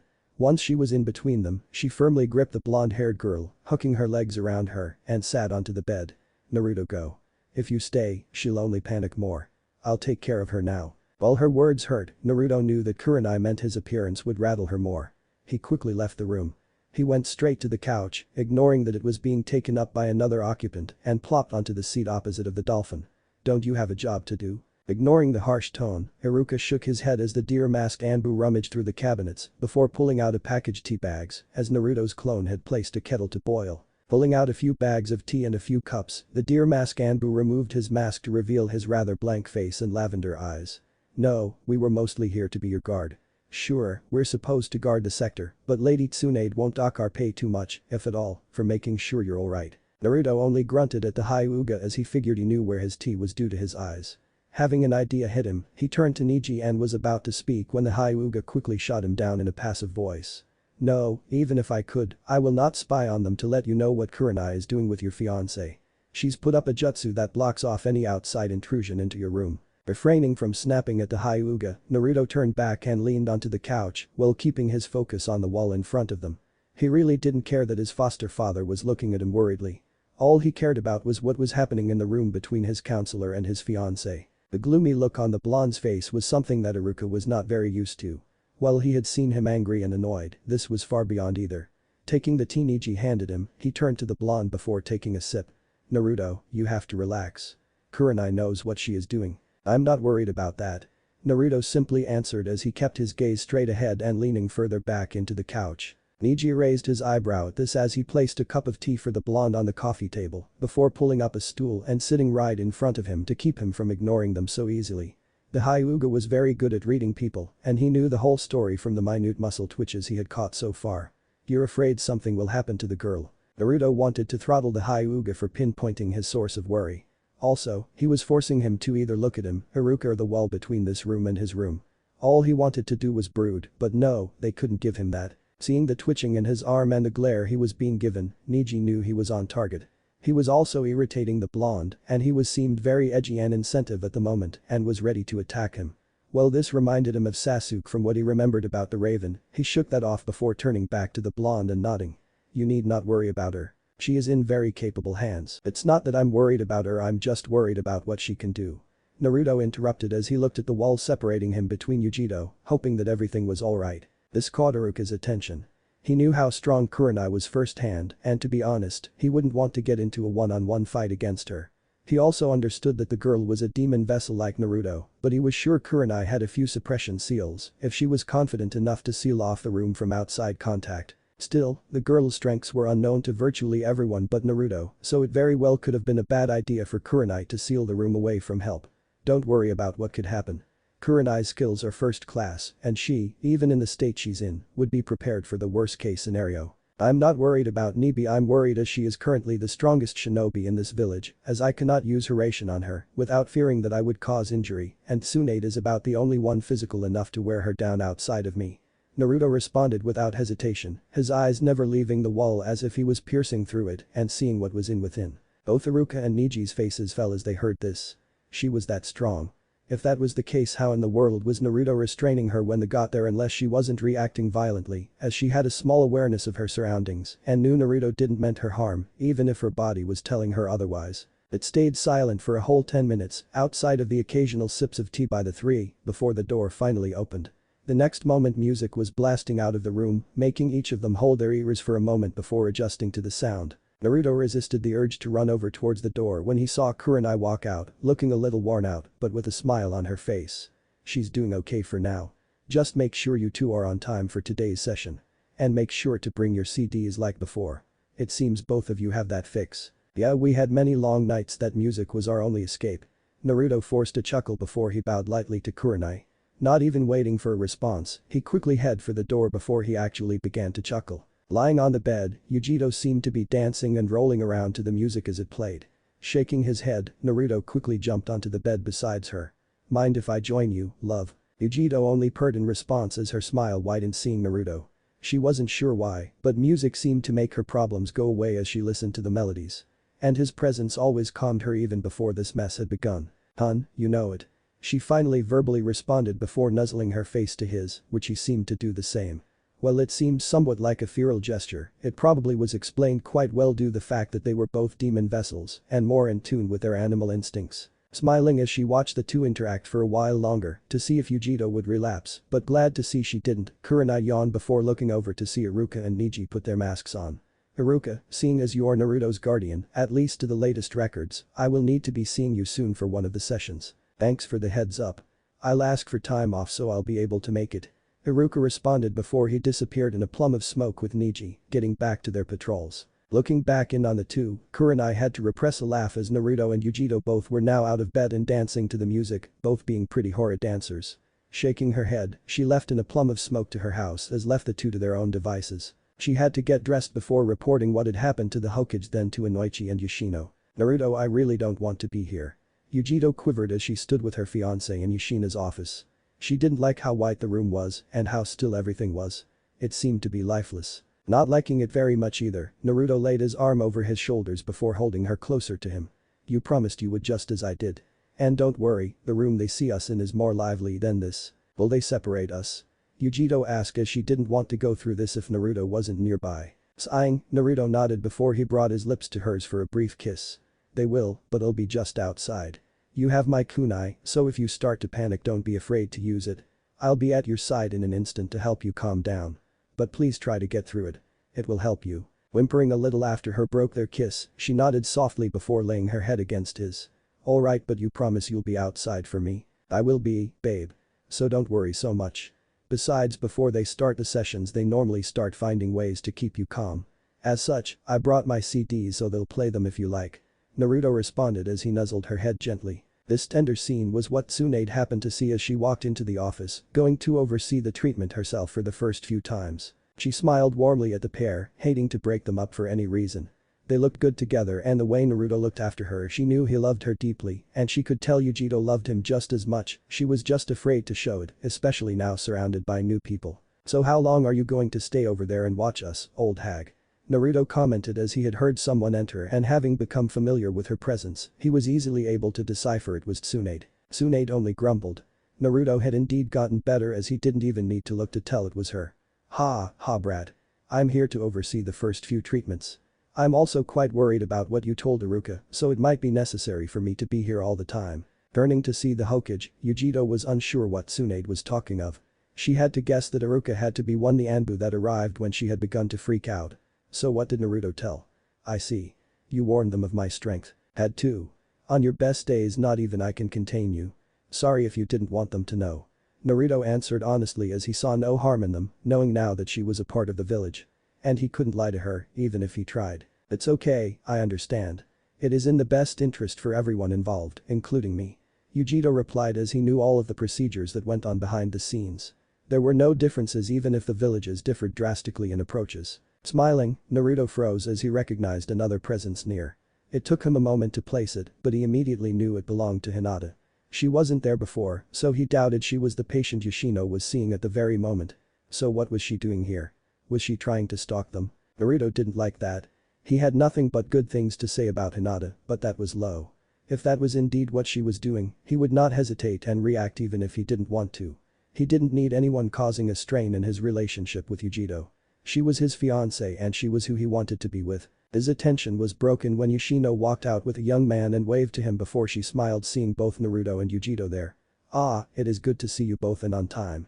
We used to have to drag Naruto here kicking and screaming as he called this place too boring and lifeless." Yugito smiled hearing that as she was thinking the same way. In fact, running away seemed like a good idea, but Naruto would catch her easily as he was much faster even without his jutsu. Well, that's another thing we have in common. This place still looks boring and lifeless. Ah, but the difference is we changed the other room to make the patients more comfortable. Before it used to look like this as well. What would we ever do without medical studies? Yoshino added as she smiled at the blonde, having a feeling she would be a lot like Naruto and hard to get to. "I heard you have one of Naruto's fixes which makes things a little easier, so Naruto if you don't mind." "Yeah, I brought my entire case." Naruto replied before handing her a rather large CD case with each slot filled. Tsunade only blinked at the collect. "Good lord brat. Is that why you only had ramen, bread, cereal and milk? I mean did you spend every extra penny you got on CDs? No, many of these were gifts and many more were given to me by everyone here. I only bought about a quarter of what is in the case. I just happened to like ramen and seeing it was cheap, I saved up a lot of money. Half of which was spent by the damned pervert, may he rest in a hellish peace for that." Naruto responded as Yoshino took the case and shook her head. "Well, shall we head into the room Miss Nai? Kurenai and Inoichi are already waiting for us." Yoshino beckoned as she opened the door for Yugito. Hesitant at first, Yugito looked at for Naruto. Being brought in for another kiss, she gathered her courage before tentatively heading in. Seeing both a woman that had helped her calm down in the morning and a man that looked strangely like the blonde-haired ponytailed girl from yesterday, Yugito slowly moved to the couch, which was conveniently open, and softly sat down, as she didn't know what to expect. Yoshino closed the door after Tsunade entered and took her post on the far side of the room, happy to just observe. Before even moving to the open chair, Yoshino scurried over to the stereo, and after a quick search of the CDs, she placed one in and hit play. As she sat down, the music began to play. It stayed silent for a few moments, however, the tension was easily broken as Yugito began to hum in tune with the music. She did notice that they seemed to be taking notes, probably gauging her reaction, before they would start. Can we begin? This is making me uncomfortable. Sorry about that, but we needed a few moments to observe your reaction to the music. I'm glad to see that music works well with you as well. It makes things easier on our end." Inoichi responded as he put away the notebook he had been writing in. Kurenai nodded in agreement, however, kept her notebook in plain sight. "Before we can begin to help you along the way to recovery, we need a little information first. Normally Lady Tsunade would have taken care of this yesterday, but with the chaos that happened she didn't. After that, we'll begin." Yugito simply nodded, knowing the procedure once again when Kurenai asked her first question. "What is your date of birth?" June 24, 237 Argentine pesos. Blood type A. I'm 5 foot 7 inches and weight is 112 pounds. Anything else or can we begin? Yugito responded slightly annoyed as she knew the basic questions and rather just fill out the paper herself and save the trouble. Kurenai's pen nearly snapped as she wrote down her age and date of birth. She was 29 years old and about to turn 30 in a month. She was older than Anko by 2, almost 3 years. And she was planning on marrying Naruto, who was about to be 13 years younger than she was and nearly half her age. Taking the paper out and filling the information herself, Tsunade sighed. It wasn't that big of a deal. The legal age was 18 for civilians, 15 for genin or whatever age a ninja was when they were promoted to chunin, which in some cases was very young, as ninjas could die at any time, so were given more freedoms. Hell, Shizune married at 14 before her husband died during Kyuubi's attack. No. You can begin now. Yoshino, who fully expected Yugito to be older than she looked, was the first to enunciate the session. Yugito, to start with we are going to ask what your life in Cloud like. Did you enjoy it, hate it, stuff like that so we can draw the proper conclusions. After that we will begin seeing what else works to calm you down if we have time. Nodding as she moved to lie on her back, Yugito laid her head on the armrest. Okay how long do these sessions normally last before we begin? They last up to an hour unless there are special circumstances where we either cut it short or extend the session. We tend not to let it go on for too long as a person's average attention span is very short. Any more and it would be ineffective. Now shall we begin? Inoichi explained as he could tell by her body posture and her shiftiness that she was uncomfortable despite the music playing. Sighing, Yugito let the music sink in for a moment to calm her nerves. This was going to be a long day. Where was she going to begin? Do we have to go there again? Yugito complained as she walked out of the office with Naruto while trying to stifle a yawn as she had to wait an entire hour for Naruto to get out of his session. Yes, we do, even if it is going to be a pain in the ass. Naruto retorted before dropping his head and sighing. At least they are only trying to help you recover. They are basically trying to dissect me and figure out what the hell happened and why my darker emotions are more pronounced. You matured under stress. Isn't that enough for them? Yugito responded as she tilted her head, trying to understand what Naruto meant by that. Sure, he was a little childish and carefree when they met, but she doubted that was what they were after. Naruto nodded, wishing that was the case, before shaking his head. It is to an extent. I think what they are worried about is that my darker emotions that I used to keep entirely separate from my being are surfacing. They fear the dark is trying to take over. Yugito shivered, remembering Dark having been released during his training with Itachi before they raided the Akatsuki base. He won't, not with me around. Itachi said so himself, he can't come out as there is something about me that repels him. That's why Konan started training me alongside of Itachi training you, remember? Nodding as he remembered that, Naruto flicked his hand through his hair before frowning as it was becoming too long for him. Yeah, but they don't know that yet. They're going to go through a few things first before they start really treating us, getting a feel for how much we can handle at a time. It wouldn't be good if we had a nervous meltdown and started destroying everything around us, seeing that we are probably the strongest in the village now. Oh goody, we get to relive that crap again. Yugito bitterly stated before stopping and turning around as she sensed someone was following them at a distance, but closing. What do you want? Having sensed her as well, Naruto sighed as he turned around to see it was indeed Hinata again. She had only stayed at Yoshino's office for a moment before leaving, probably realizing that she could be sensed and knowing her Byakugan could spy upon them from a distance. In truth, he honestly wasn't ready to deal with her yet as Yugito wasn't strong enough mentally to do so. He knew if he was around her too long Dark would begin to emerge and after Itachi released him, he didn't want him to come out again as he could do serious damage with Hiration. To his luck, it seemed that a few of his friends were also hanging around the area. He could get Yino, Choji and Shikamaru as they knew exactly how long Yoshino's counseling sessions lasted and they probably wanted to meet up with him. Shino on the other hand was probably there for Hinata. Just glancing in his direction, Shino seemed to get the message immediately and appeared by Hinata. From the look in Naruto's eyes, he knew the blonde wasn't ready to deal with her just yet. He had let her check on Naruto earlier, but immediately had taken her away, but she ended back here again. Hinata, let's go. Kurenai wants to see you now. Hinata looked over at Naruto for a moment before nodding and headed to Yoshino's office, knowing that was where Kurenai would be. Shino stayed behind for a moment before bowing lightly to Naruto and receiving one in return. Immediately afterwards he followed Hinata to make sure she wouldn't take any detours. Okay, I'm not even going to ask. Shikamaru said as he walked over to Naruto before shaking his head, thinking it was too troublesome to do so. Slightly annoyed that so many people suddenly arrived, as if they knew exactly when to strike, Yugito twitched and was ready to say something when Naruto cut her off. I'm guessing you three are here to take us to get lunch. If so, make it somewhere that serves tekiden that isn't too spicy. Sure thing. I know this restaurant that serves a mean tuna tekiden. Though you will have to ask to hold the heat. Choji announced excitedly as if his friend wanted to try something different, he wanted to make sure he got the best the town had to offer. It's not for me, Choji. Naruto said before he tilted his head into Yugito's direction, who had now been intrigued as she absolutely loved the dish and wondered how good it actually tasted. Yugito absolutely adores it as much as I do Ichiraku's ramen. Ah, alright then. They serve a lot of great food so let's go. Choji commented before leading the way as he knew where the restaurant was, smirking all the way as this would be a big surprise for Naruto. Surprisingly enough, Yugito was following him in hot pursuit as she had deemed that any place that sells her favorite dish was worth going to at least once. The rest simply followed, Naruto and Shikamaru shaking their heads. Listen, Naruto. Shikamaru tried to start, wanting to talk about their nominations to become the next Hokage. Shikamaru, drop it. I know the title really doesn't appeal to you as it does to me, but you were chosen as a successor due to your intelligence, set of skills, and because you are frankly one of the best shinobi in the village, otherwise you wouldn't even be considered. The hag recognized that and nominated you. Naruto interrupted as he pocketed his hands into his jacket sleeves. Nodding, Shikamaru sighed before doing the same with his flak jacket. Yeah, I get that.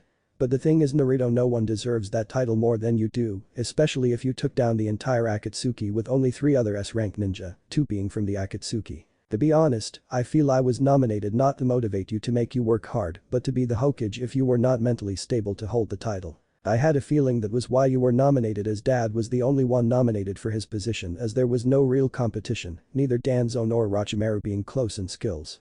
I hate to say that I'm on the same level as he is, but after the horror I just had to go through, she has to be sure I won't break from the stress." Naruto responded before smiling as they arrived at the restaurant and reading the name. His next reaction was comical as his eyes became bug-eyed while his jaw slacked. "Wait, Choji owns this place. And he bought out Ichiraku's." "No, my dad does and Tucci is part owner, getting half the profit, which is almost triple to what they got before you left, which mostly was Iruka and you, strangely enough. They opened this while you were gone and it has become one of the best places to eat in Konoha. Most of the time people need reservations to get in." Taoji proudly stated before he led them to the table next to the bar, which was eerily empty as they were probably saving it for them. Moments after they sat down, Chaoji's mother was quickly at their table while Chaoza was in the kitchen. "Well, hello my darling. Glad to see you brought everyone, including our future Hokages. Now what may I get you?" "Great, does everyone already know that we are the Hag successors?" Naruto complained as he laid back in his chair, Yugito patting him on the back knowing he was frustrated. "Normally, no one other than those clothes would know. However, Lady Tsunade has gone through great lengths to make sure it is known that you are her successor. I think she wants to make a point to the entire village due to your furry situation. Only those that are close to me know I'm in the running." Shikamaru informed Naruto before ordering a small plate of sushi. Ordering a Caesar salad, Yino nodded in agreement before adding on. "Yeah, I believe that is what she is aiming to do. However, I think it is more because people still think of you as the demon and if they still won't change their minds, she'll force their hands." "Yino, you didn't know I was Kyuubi's vessel till yesterday. How would you know that?" Naruto asked before ordering half a dozen bowls of various different ramen, all from the oddly named Naruto special, which was more than likely AM and Tucci's idea. "Yeah, but it didn't take me long to figure that out. Plus it really helps when you listen to Sakura, Shikamaru and Shino debate over the subject." Yino added, feeling a little sheepish she couldn't take full credit. After Chaoji ordered a dozen plates of the mixed special, Yugito looked at the menu for a moment before ordering. "I would like a plate of each the salmon and tuna tekkadon, but don't make it spicy. I also would like some sauerkraut and a thing of pickles on the side and a bowl of vanilla ice cream with chopped up bits of chocolate in it. Oh, and a big glass of that fizzy drink what's the name again?" "Cola," Naruto said as he shook his head at her odd order, though it wasn't anything really different as they had been eating out in villages while on their way back. He still found it a little odd compared to what she ordered before, but he thought it to be a coping mechanism. However, Mrs. Akimichi nearly doubled overhearing her order before looking at her with a raised eyebrow, only getting orders like that every once in a while. Smiling as she guessed the girl obviously knew her condition, she nodded as she wrote the order. "Oh, eating for two are we? Well, I'll go tell Chaoza and Tucci the orders." As she walked off, Yugito blinked as she watched her retreating form. What did that mean? I'm eating my food, so who was she talking about? Ino and Shikamaru's face fell as they looked at the other blonde-haired Kunoichi. They immediately understood what Mrs. Akimichi was hinting at. So that meant that she didn't know. They had to stop at other places to get checked out after they fought the Akatsuki, as the demons couldn't heal them that well, could they? Muttering troublesome under his breath over and over again, Shikamaru was about to rest his head and get some sleep before Ino spoke, deciding to ignore the subject. "Wow, I never seen another girl order that much before. Most of the girls I know order small salads with almost no calories. I eat a lot to maintain my weight as I have a high metabolism and burn through energy like a shrew, as does Naruto if you haven't noticed." Yugito explained as she put the menu down as she would wait and see if she was still hungry after she ate. Besides, not eating very much is a bad thing. If you barely eat anything each day, your body begins to use its own stores of energy, breaking down fat, muscles and even organs to give itself the energy it needs. I hate most kunoichi that try to diet to keep their form slim, as they are not only hurting themselves but the name of kunoichi as well. She added on, giving health tips to Ino as she had a feeling Ino was dieting. Trying to find a point to counter that, Ino really couldn't as Yugito was right. Besides, she ate a big breakfast every day to last her through most of the day and only ate small portions of food for lunch and dinner. It's good to hear others know that. My family has been trying to teach that for years, but many of the young generation don't listen. Chaoji said as AM came by with their drinks and Ino's salad with a smile brighter than anyone could remember. "Naruto. It is good to see you again. Both Dad and I thought we might never see you again." AM chirped as she handed everyone their drink. "Oh, this must be the girl I've heard about. Hello, I'm AM, Naruto's sister as he calls me." Feeling slightly less threatened by the girl hearing that, Yugito accepted her drink before nodding. She still wasn't very comfortable speaking with her though. "Yugito, glad to meet you." Seeing her slight discomfort, Naruto shook his head before wrapping his arm around her waist as he spoke to AM. Yeah. I've had many people say that already. So how is the old man doing?" "Dad is doing great, especially now as he doesn't have as much to worry about thanks to Mr. Akimichi. After you left we almost became broke and he said he would buy the shop if we let him add onto our menu and become co-owner and so far it has been a huge success. AM chirped before snapping her fingers as she heard a ring. Shoot. I got to get back to work. Talk to you later. As AM left, Yugito simply turned to Naruto and gave him an annoyed glare as that caught her completely off guard. Any more people like her you want to tell me about? I think she would be the last one other than her dad. Kumo maybe, but we probably won't run into her for a while. You've already seen the rest of my friends, so it shouldn't be much of an issue. Naruto said, forgetting to inform Yugito on his relationship with AM and Tucci. Forgiving him as it wasn't anything deep, Yugito leaned her head onto Naruto's shoulder before closing her eyes as she felt comfortable with Naruto there. Wake me when the food gets here. I'm still very tired. No problem, babe. Naruto responded as he held her close to him before kissing her on the top of her head. Within a few moments she was asleep making Naruto chuckle at her. Yino sighed before shaking her head, wishing she had that kind of relationship. Man, and here I thought I would be one of the first in our generation to get married. Oh course I thought it was going to be with Sasuke for the longest time, but still. Things change and you can't predict what's going to happen. For all we know, Shikamaru here could get married to the crazy purple-haired chick tomorrow and beat Yugito and me to the punch. Naruto stated before smirking as he looked over at Shikamaru. Shikamaru's head immediately snapped forward as he glared at Naruto. Don't joke about that. That woman would tear me to shreds for being as lazy as I am. I know I'm more than likely to marry a troublesome woman, but I don't think I could survive long with her. I rather take Yino. Am I too troublesome for you? Yino suddenly stated with an evil glint in her eyes, which made Shikamaru's face squint in frustration. He knew this was going to cause him problems for a while, so his best course of action was to change the subject and avoid the eventually pain for a while. Naruto, I don't think Lady Tsunade has informed you yet, but tonight she wanted to give us some sort of test. Yeah, she told me right after I got out of counseling. That's why after I eat here I'm going to take Yugito home and take a nap. I'm still very tired as well. Now back to Ino's question. Is she too troublesome for you? Naruto informed Shikamaru before grinning as he pulled Ino back into the conversation. Just glaring at him for doing that, Shikamaru planned on making Naruto's night a living hell. He was trying to avoid Ino as he had to say just a few more words than he meant. I'm glad you are on time. Tsunade stated as Naruto and Yugito walked into the training ground she had specified to Naruto after his counseling session. It is good to see you are more dependable than all of your senseis. Yet I learned not to follow their examples, at least on a few things. Some things were just impossible not to follow. Naruto responded before scratching his head and laughing a bit, knowing both were very perverted. Yugito shook her head as Shikamaru sighed and muttered troublesome as he arrived 10 minutes before. Twitching her eye at his response, Tsunade refraining from groaning as she had a good idea at what he was talking about that. Goddamn perverts, I make sure they all rot in hell. Hey, I'm perverted. Yugito commented very loudly, making Naruto literally taste the ground as he hadn't expected her to shout that out loud. Neither did Shikamaru as he choked on his own spit while Tsunade just looked at her with a raised eyebrow before sighing. Okay then let's make this clear. Any pervert that openly reads smut in front of people or peeps on the opposite gender while they are vulnerable should burn in hell. Well, I guess we aren't going to get along. One of the things that I enjoyed to do back in the cloud was using my stealth to sneak in and watch the guys bathing in the hot springs. That's how I actually met Naruto as he kind of spotted me, used to Jiraiya doing the same thing. Yugito stated before admitting the last fact. Naruto's face further buried itself into the dirt, trying to make his own grave as he didn't want people to know that, let alone Tsunade. She would literally just tear her apart for that as she hated perverts with a passion. Shizune, who was with Tsunade and hadn't said a word, blinked for a moment before shaking her head. Lose one perverted peeper and gain another, however I doubt the guys will mind too much. I would. Naruto yelled out from the dirt before he simply glared at his fiancée, daring her to do so while she was here. Yugito simply shook her head before offering Naruto her hand, smiling softly. Don't worry, I doubt I'll ever want to do that again. In an instant Yugito's demeanor turned and her face saddened and she almost cringed when Naruto took her hand. She, however, remained strong as she brought him to her feet before he embraced her, knowing where her thoughts had led her. After a moment, she felt a little better before she separated from the blonde.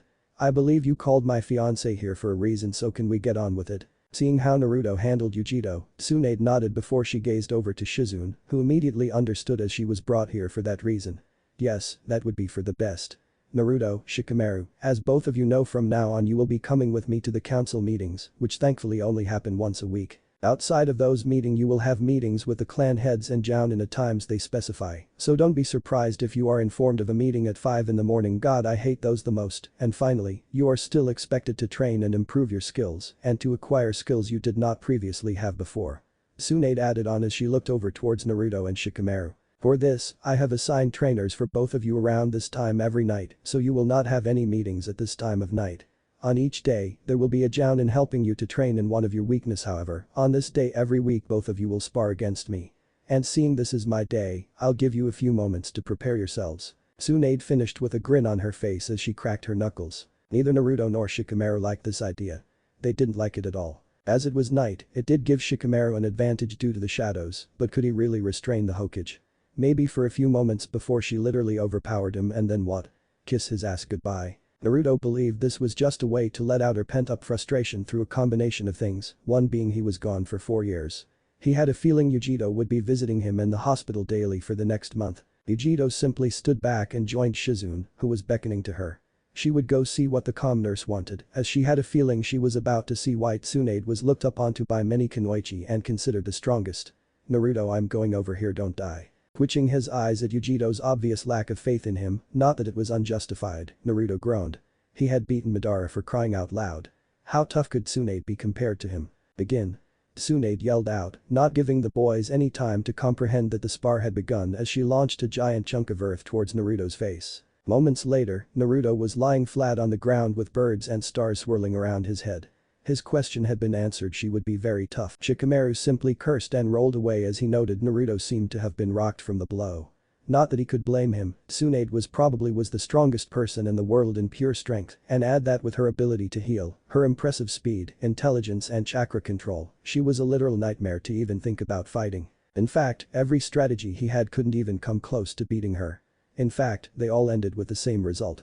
He would die in some horrible fashion, like being crushed by a mountain or her foot crushing his crown jewels. Shaking his head and standing up, Naruto dusted himself off as he quickly recovered from the blow.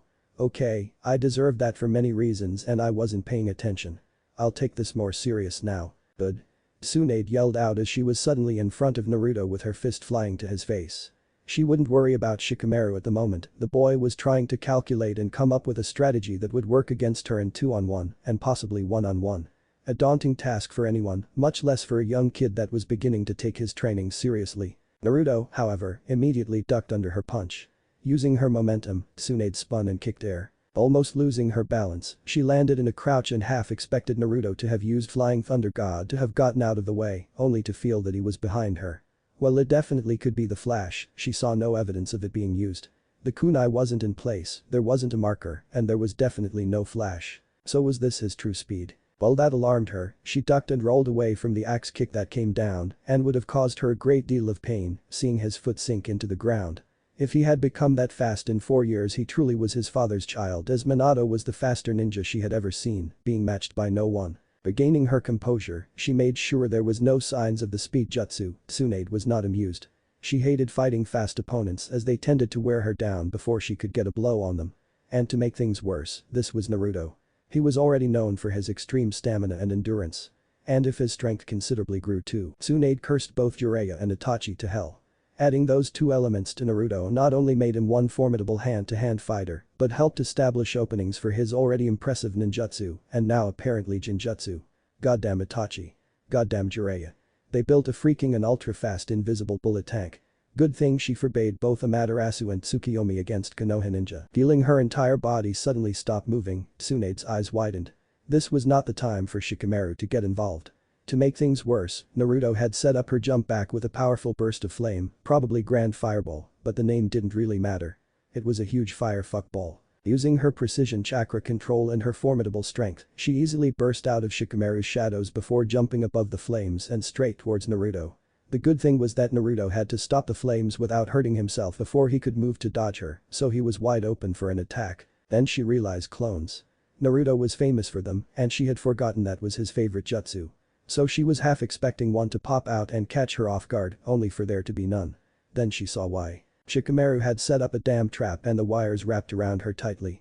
While they were easy for her to break, they served their purpose as Naruto was easily able to avoid Tsunade and quickly get behind her, not wanting to take a chance and fighting her toe-to-toe. Getting annoyed, Tsunade spun around and tried to hit Naruto in the chin with an elbow, but failed as the blonde vanished into thin air. Even Tsunade was surprised by this kind of speed, as she could at least catch Minato's movements, more like blurs, before he hit top speed and vanished. Somehow Naruto was able to hit top speed in a blink and avoid being seen altogether. Being knocked back from a blow to the stomach, she felt restrained from the shadows again and began to deal with the shadow hand crawling over her body to choke her and the tendrils, trying to pierce her. Under normal circumstances that scenario would have been something straight from Jiraiya's fantasies, but she simply cursed him once more. Breaking free and feeling like she needed a shower as Jiraiya somehow entered her own mind for a second, Tsunade wanted to end this. So she was going to do it the only way she knew how. She was going to take Shikamaru out first, as Naruto would take far longer to take out if she could take him down. Shikamaru didn't know what hit him. Whatever it was felt like it crushed every bone in his body. Then he realized it had to be Tsunade's fist. Apparently they got her worked up and now she was fighting at her full potential. As he watched Shikamaru go down and not come up, Naruto knew they pissed Tsunade off. He hadn't seen her move that fast, even after watching her chase after Jiraiya when he peeped on her, then somehow removed both her and Shizune's towel. And he still swore to this day she must have been using some sort of space-time jutsu. Using his speed, Naruto spent the next few moments avoiding Tsunade's punches and kicks before getting behind her to try and deliver an attack of his own. That only worked shortly as Tsunade came to expect them and began to prepare counters for them, his speed being the only thing that kept him from getting sent into oblivion. In fact, that was the way the battle was shaping out. His speed versus her strength. Neither was able to get a hit on the other, Naruto because of a dreadful counter-attack, and Tsunade as Naruto was simply too quick. Sure, he had used a few jutsu, but she easily blocked those or avoided them. Tsunade now understood how Naruto was able to defeat Kakuzu, Sasori and Madara. His speed alone gave him the edge, but she could feel that he wasn't unleashing his truly devastating jutsu. In fact, she hadn't even seen him use Shadow Clone or the Rasengan the entire time, and that was frustrating to know. He had to know if he used Shadow Clone that he would easily be able to overwhelm her and inflict enough damage to end the fight. But what was scary was that she knew that he held the Toad contract and she knew what was special about signing it. The Toads trained their summoners in the art of Sage Chakra and she had a good feeling Naruto could draw onto that. Then there was the Sharingan, which he hadn't even activated yet. Those things were just an unfair advantage on their own, and then add in the Manjikyu and ugh, he was truly a powerful foe. However, she at least wanted to see him unleash one technique. She could freaking take it. She was one of the strongest in the world, especially if the Akatsuki was dead. Gathering a large portion of chakra in her hands, Tsunade hoped that she wouldn't accidentally kill the blonde with this technique. She had only used it twice before as it took a large portion of her chakra on her head to use and drained her of a lot of her physical strength. One of those times happened to be the night she had it in her mind she was going to kill Jiraiya and when she attempted to kill Orochimaru. Sensing this, Naruto knew she was up to something and he had to stop her. Whatever it was going to be big. As he went in to divert her attention, he forgot one big thing. Tsunade was a close-range fighter and not so adept at fighting at a distance, and he played right into her hand. Smirking as she sensed him coming in, Tsunade suddenly whirled around and pointed her hands glowing with chakra towards Naruto. Gotcha. The resulting bang made it hard for anyone to see what happened. Of course there was many people there, wanting to see Naruto's skills along with those just wanting to see a good fight. But what happened next no one expected. As the dust began to settle, Tsunade saw Naruto lying on the ground, blood seemingly pouring from his mouth. Her eyes widened. She had expected him to use something to block it. Even if it was just a Rasengan, it would have been effective enough to at least divert the blow. But he had just stood there and took it. Her eyes suddenly widened as Naruto smirked before he slowly stood up, shaking along the way. I've been wanting to test this ever since getting his eyes. Now I can see why he called this his ultimate shield. I didn't feel a thing. Tsunade's eyes widened as an ethereal glow began to surround Naruto. At first it seemed to be nothing but energy, but it slowly warped into a humanoid shape completed with bones. Then with one word, her entire body shivered as she looked up into the now formed head of a samurai. Susanoo. Naruto, release it. The longer you hold it the more damage it causes. Yugito screamed as she jumped into the fray, blue chakra flaring around her as she had begun to draw upon Nibi's chakra to make a point. Nodding, the ethereal warrior vanished before Naruto fell to his knees and wiped the blood from his chin. Yeah, I can feel it. It seems all the Manjikyu's attacks have a price for using them. But at least I can still see. He tried to be enthusiastic about the situation despite his appearance from the attack. Fuck you Blondie, I have to heal this damage you asshole. Do you like to keep setting me back on recovering your damned eyesight to its fullest? Kyuubi yelled at her idiotic vessel, not taking the damage on his word that it caused massive internal bleeding, which she now was attempting to heal. Naruto, that was stupid. Don't use it unless you have to. Even the Rasen Shuriken is safer than it and that's not safe at all. If you hadn't learned how to throw it you would have ripped your arm off in the process of using it. Yugito condemned his use of the Susanoo and apparently a Rasengan-based attack he had created. Recovering Tsunade was next to Naruto, checking his wounds. The next moment she wanted to rip his head off, but she kept her calm demeanor as she began to help the demon fox out. God damn it. Do you not have jutsu in your arsenal that doesn't cause you massive damage? Plenty, but you would know of them and I saw it in your eyes, you wanted to see one of the jutsu I was holding back. So I used a jutsu I had no clue what it did entirely. Now I know and don't plan on using it again unless I absolutely have to. Naruto responded with a sly grin on his face before taking it away immediately from the look on both the blondes' faces. Fine, I won't use it again. Naruto muttered, not wanting to cave in, but having no choice as they could withhold things. Tsunade would be treatments and Yugito, well, what she could withhold is quite obvious. They're cuddling while listening to music time. There was nothing he could do. This foe was simply too powerful for him to match. Every single thing he did meant nothing as it simply passed through him. And if it didn't pass through him, he received a vicious counter-attack that left her momentarily stunned. And even with the hits he got, he wasn't doing enough damage to hurt him. Give up yet?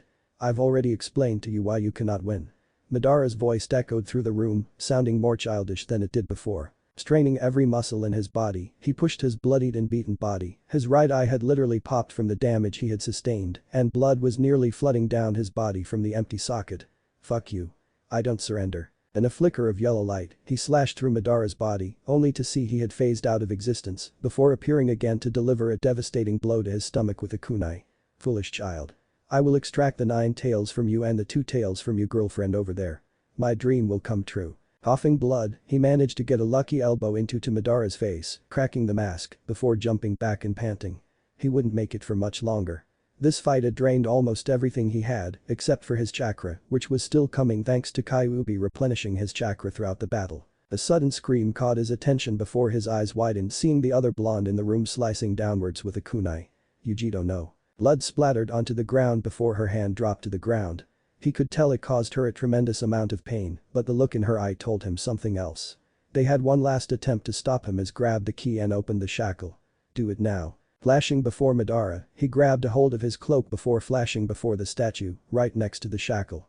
Before he could phase out of existence, Yugito snapped the shackle onto his arm before throwing the key away before picking up her served hand, hoping she could reattach it. Growling, an orb of chakra began to form in his hands as Madara struggled against the chain. He had said it himself, no one could break that chain thanks to the seals it had been given. The only way to get out was to sever your own limb, and he wasn't going to give him that time. Adding his element nature to his most trusted attack, it began to become misshapen as 4 separate points surrounded it. Yugito seemed to know what was about to happen and had gotten out of the way as he screamed out, feeling his attack was finished and drove it towards Madara's throat, releasing it a foot before it made contact. Go to hell you fucker. Rasen Shuriken. In a blur of powerful cutting winds and chakra tearing away at his enemy and his own body, his arm being decimated while his vision suddenly darkened as a blade of wind hit his other eye. He awoke. Looking around the room in a panic, Naruto began to calm down before a small perk caught attention. Looking to his side, his panic began to lessen as Yugito slept soundly beside him. That hell was over.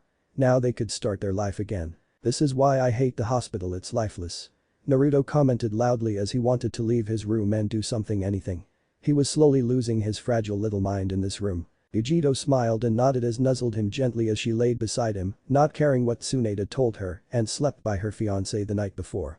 Without him besides her, she couldn't go to sleep, nor could Naruto sleep without her. It was something that they just needed. I know, but at least Sakura was kind enough to bring us a CD player. Nodding as he listened to the music through the earbud he was wearing, Naruto nuzzled her back before putting his arm around her waist. Yeah, that will kill some of the boredom. Ahem. Didn't I tell both of you that only one is allowed on the bed? Tsunade's voice boomed as she entered the room, her eyebrows twitching as it seemed that both were disobedient, at least in that department. Naruto simply rolled his eyes at the Hokage before ignoring her as he closed his eyes and held Yugito closer to him. Yugito giggled before wrapping her arms around his shoulders. Tsunade was both very ecstatic and upset at what she was seeing. Obviously she was happy to see that Naruto had found someone he loved and loved him back, but she was seething that both completely ignored her, despite telling them that Naruto need room to rest so his body would heal properly. Okay, fuck it. Tsunade said, through with trying to pry through the two. That wasn't going to work, and she had an idea that some very deep bonds were forged on their passage to the leaf. Whenever you are done sucking faces, I need to see you for a checkup and to see what we can do about your hand, Yugito. It didn't take a moment for Yugito to sit up and grip her slightly withered hand. While the blood was flowing, it wouldn't be long before those veins burst and the blood stopped altogether and the hand withered to dust. She didn't want that. As for a ninja, the hands were very important. Feeling Naruto hug her from behind, Yugito leaned back against him before slowly prying out of his grip. "Don't worry, I won't be gone too long." Smiling as he nodded and let her leave, she turned to follow Tsunade as they exited the room. It was quite odd to see someone navigate the maze of the hospital so easily, but if there was anyone that could, she would be the one. Arriving in a room that seemed a little livelier than Naruto's, she figured this was Tsunade's office in the hospital. "Sit on the table. I'm going to run over a few things before I try and mend the veins in your hand. I have one question though, does your demon heal you like Kyuubi does for Naruto?" Tsunade ordered as she pulled out a few scrolls and looked over them for a moment before nodding. Doing as she was told, Yugito sat on the table. It was colder than what she would have liked and uncomfortable, but visits with medics weren't exactly comfortable anyways. "No, Naruto can heal far more rapidly when using her chakra, no matter how severe the wound. However, our healing is about the same overnight and neither of the demons allow us to get any diseases or cancers." Good. I'm glad I don't have to test you for breast cancer then." Tsunade commented before activating a simply diagnosis scan. "Please remain still as possible while I look over you." "Okay," Yugito said as she tried to keep her body as still as possible as Tsunade slowly moved her hand from the tip of her head down to her toes. It was really hard to do so and she fidgeted quite often, especially when Tsunade wavered in certain areas longer than others. She also didn't like how much time she had spent around her pelvis. Was there damages that she didn't know of? She would know if she had gotten pregnant by those assholes as it was well over 9 months since that happened. But it wasn't until recently she and Naruto. "Alright, everything seems to be fine outside of your hand. Just let me go over the scrolls a little longer to make sure I have this right and I'll get to it," Tsunade stated before marching over to her scrolls to scan over them. As she watched Tsunade move over and read the scrolls, so many ideas began to hit her, but the most prominent was she was pregnant. That would explain some of the things that had been said to her recently and why for the second time Tsunade hesitated around her womb. But why wouldn't Nibi tell her that she was pregnant? The demon knew what was going on in her body and if he hadn't said something that meant there was nothing to be talked about. But why was she hesitating there? Almost not noticing Tsunade as she walked back over to her, Yugito was slightly taken back from her order. "Lie on your stomach and place your hand on the stretcher. Before I start, this will be painful. Do you need? I can handle it. I cut it off, didn't I?" Yugito responded, almost angrily as she was very unsure what was going on when the medic hovered at her pelvic region. Nodding, guessing she was tensing and getting ready for the pain, Tsunade's hands glowed with chakra before they guided over the badly stitched hand. Yugito nearly screamed from the sudden pain. It was far worse than she had imagined it would be.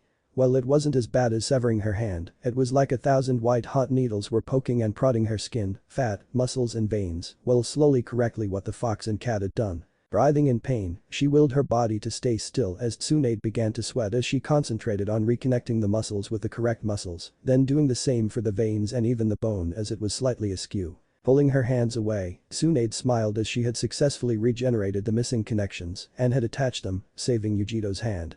The fact that Yugito looked like she cut off her hand again didn't really surprise her.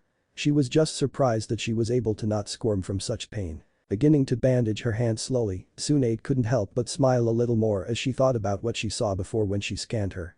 "Well, now that your hand is working how it should, there shouldn't be any more problems.